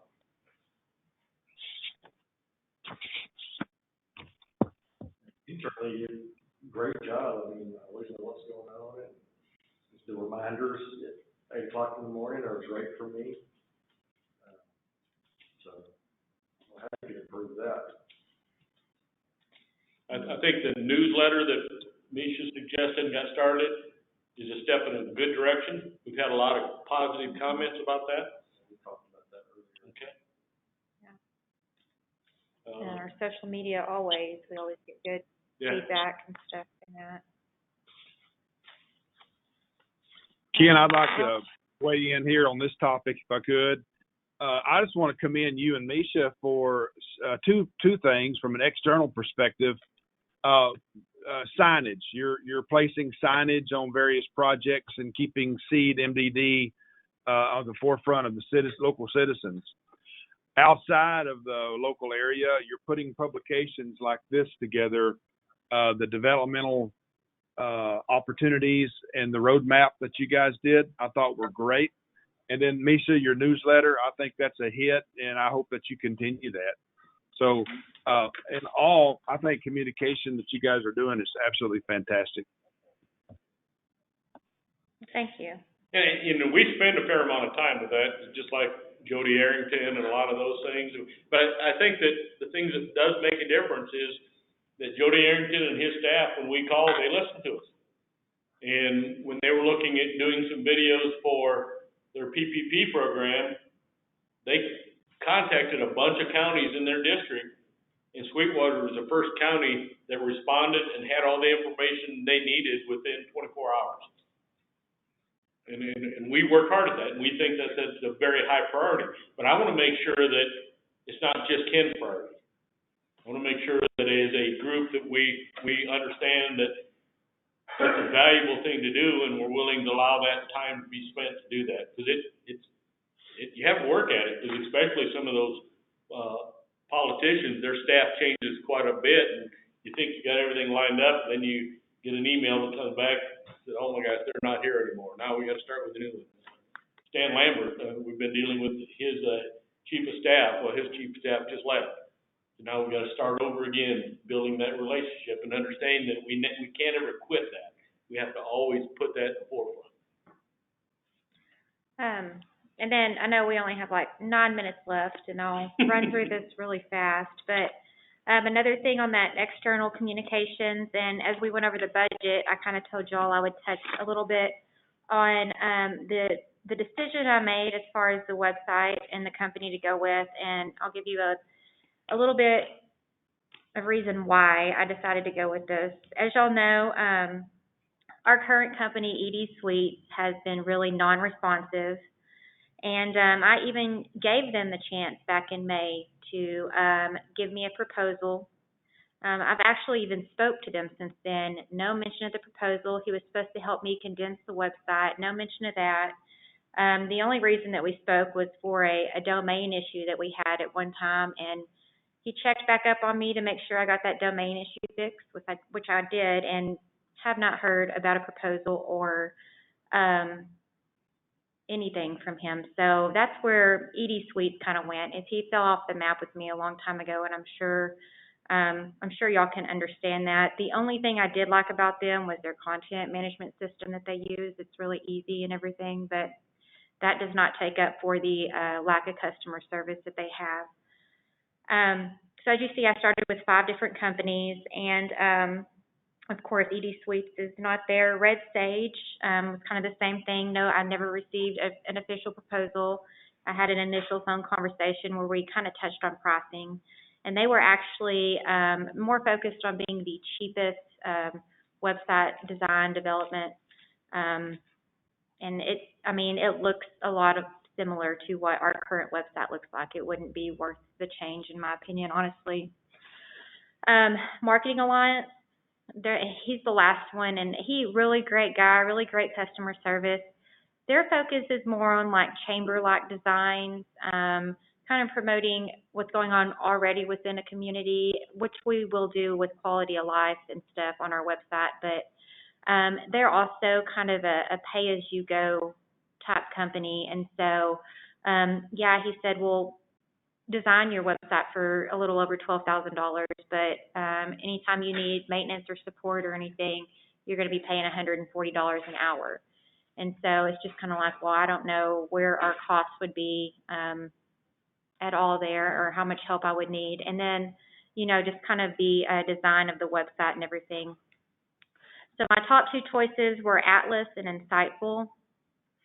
And I didn't discharge Insightful just because it was a $30,000 for a website design or anything. It wasn't just based on cost. But where Atlas has gotten me is this Georgia Stewart, which is, I guess she's like a sales rep or marketing manager or something like that. I've been talking with her since September of 2019. And she has done free website analysis on our website. She's done all kinds of stuff. And just like some of the website analysis that I go over and I read, I'm like, wow, that really would make our website better.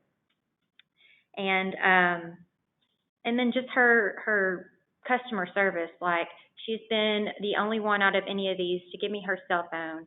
I can text her, I can call her, I can email her, and she's always very responsive. And they're economic development specific.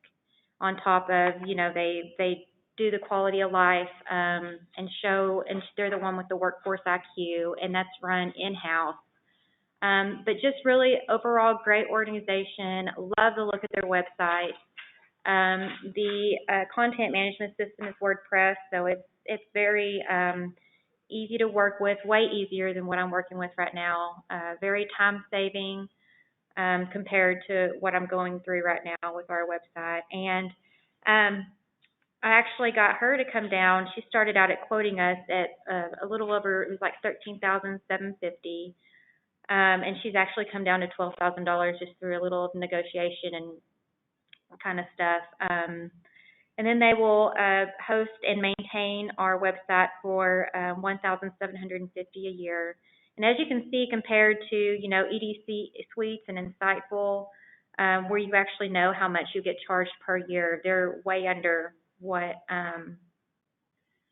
those other two packages would have been. So not only price, but the company and the experience I've had with their customer service and their design of their website. I mean, it's, in my opinion, no question to me if y'all will give me the okay to go forward to work with Atlas. And they project our launch of our new website would be 11 weeks. So.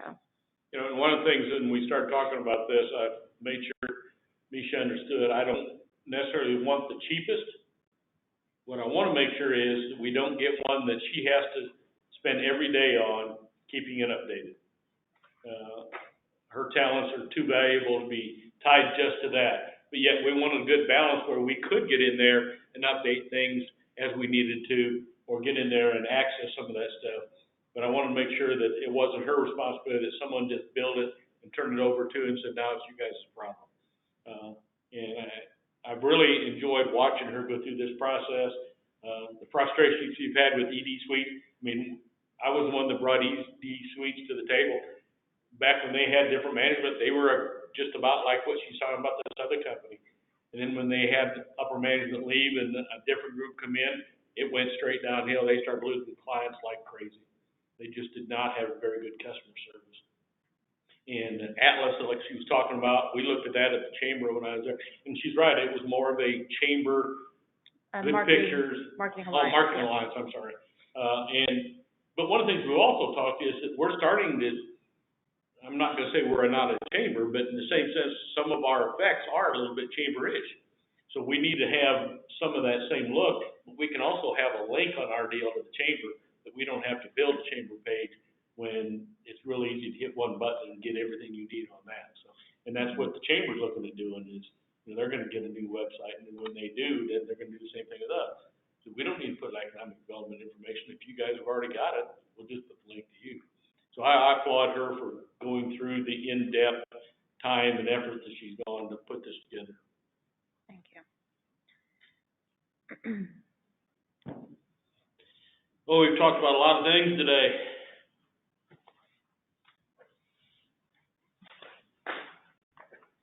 We have 2 minutes left. 2-minute warning.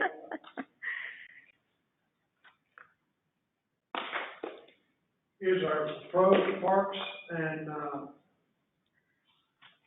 improvements going to be an action item? I mean, my biggest question, of course, I did come in late, so I don't know if some of that stuff might have been talked about. I think that we have enough information, about 90% of it, to come back and narrow it down so the next meeting, we talk more in depth on some of this. The park stuff is where I'm still not sure what direction you guys want to go. They are all. And how in depth?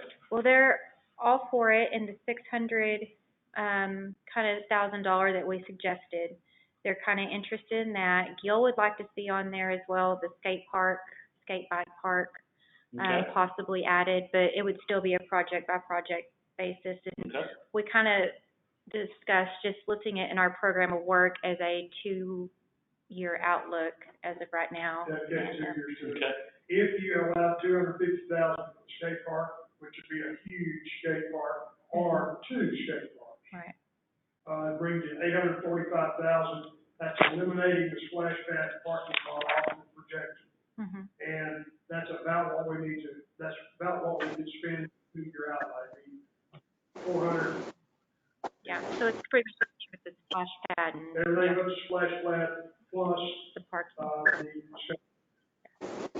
But Ken, we also talked about, or I asked Misha if she could, somehow we could find out from the school about the city parks that are owned by the school, the schools that are unaccessible to the children during the non-school day, and why that's the case. And if, because, you know, we've got taxpayer assets that are sitting out there not being used, and yet we're going to put more money into the city parks. And I mean, to me, you just have to have a big picture on all that before you do it. And, you know, whether we tear down equipment or whether we keep existing equipment and add to it, you know, I know we don't want to get in the business of micromanaging things with the city. I don't mean that. I don't know how we balance that, but at the same time, it's hard not to question, you know, and have an opinion on some of that. Can I say something to Misha and Ken on this, the PowerPoint presentation? I just wanted to thank y'all for putting the dollar amounts in the on that sense of place slide with what we've spent on the demolition and the parks, and then on the housing one as well. That is really helpful to have that in that presentation. Really, so thank you for doing I wanted y'all to see what y'all really done in the past year, and that was great, really helpful. So sorry. Will we have the asbestos abatement bids available at our next meeting? Yes, and they were close this time. What they ran into was a couple of companies was going to make it to where they felt that it was going to have to be completely demolished and hauled away. They couldn't do just abatement. So and then another, go ahead. Okay, 2 of the companies came out and inspected all the properties, and they found that 4 of the properties were going to require them to do what's called a demolish in place, meaning they felt the structures weren't stable enough for them to go in and abate the asbestos without it causing hazard to the employees. Yeah. The other 2 properties that quoted did not come out and look. So we were comparing like an apples to oranges type thing, and I advised Dana that maybe we should wait and have him actually have those other companies come out and inspect, because if we went through one of those bids that didn't come out and inspect, and they had to go back and do the rewrite of the quote and all that, we would have had to, I guess, take it back to our board and back to city council and all that. So we hope to have that at our August meeting.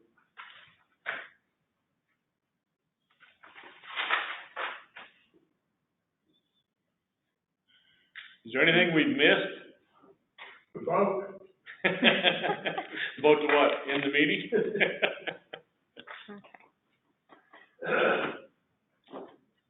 The new park equipment, I hope that, did I understand the comment was made, do away with the swings?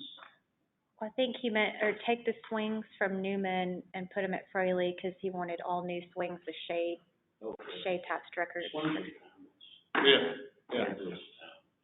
Did you ever swing on one that went all the way around? Never did. I came close, but I didn't have the guts to do that. So I'm not hearing, so Dr. Peak, I can't hear very well on that, what you're saying. Do you like the swings at Newman? Oh, absolutely. I don't think you could buy anything that's better. I don't think you could buy better swings. They are the most solid, and in my opinion. Is that what you're saying? Yes, my granddaughter loves them, and that's how I judge everything. Boy, I'd hate to see them go. I just would hate to see them go. I would. If I might suggest, this is Tuesday, by the end of the week, we'll put together kind of a generic synopsis of what happened today. Not official meeting minutes or anything like that, more of bullet points and stuff. And take a look at that and just tell us if we got a good concept of what you are kind of thinking we need to be doing. And that way, when we prepare for the meeting coming up in 2.5 weeks, we'll have a budget lined up with some of that stuff, and we'll have a program of work kind of lined up based on that. And then if we get that approved, then we'll be able to take it to the city and do all the things that we need to do from there, if that makes sense. And again, I really appreciate what Misha has done, not only today, but she has really been great in our organization. She's brought a lot to the table. I appreciate She's it. getting the big head, so. And she I is. know, And all the time. it happens. But, well earned. Thank you. Any closing comments from anybody? Or a motion. Or as Misha just said, is there a motion by anybody? I'll move with adjourn. Second. All right. Thank you, Right, everybody. meeting is adjourned. Thank y'all very much. Thank you so much. Thank you all. Good job. Good job. Thanks.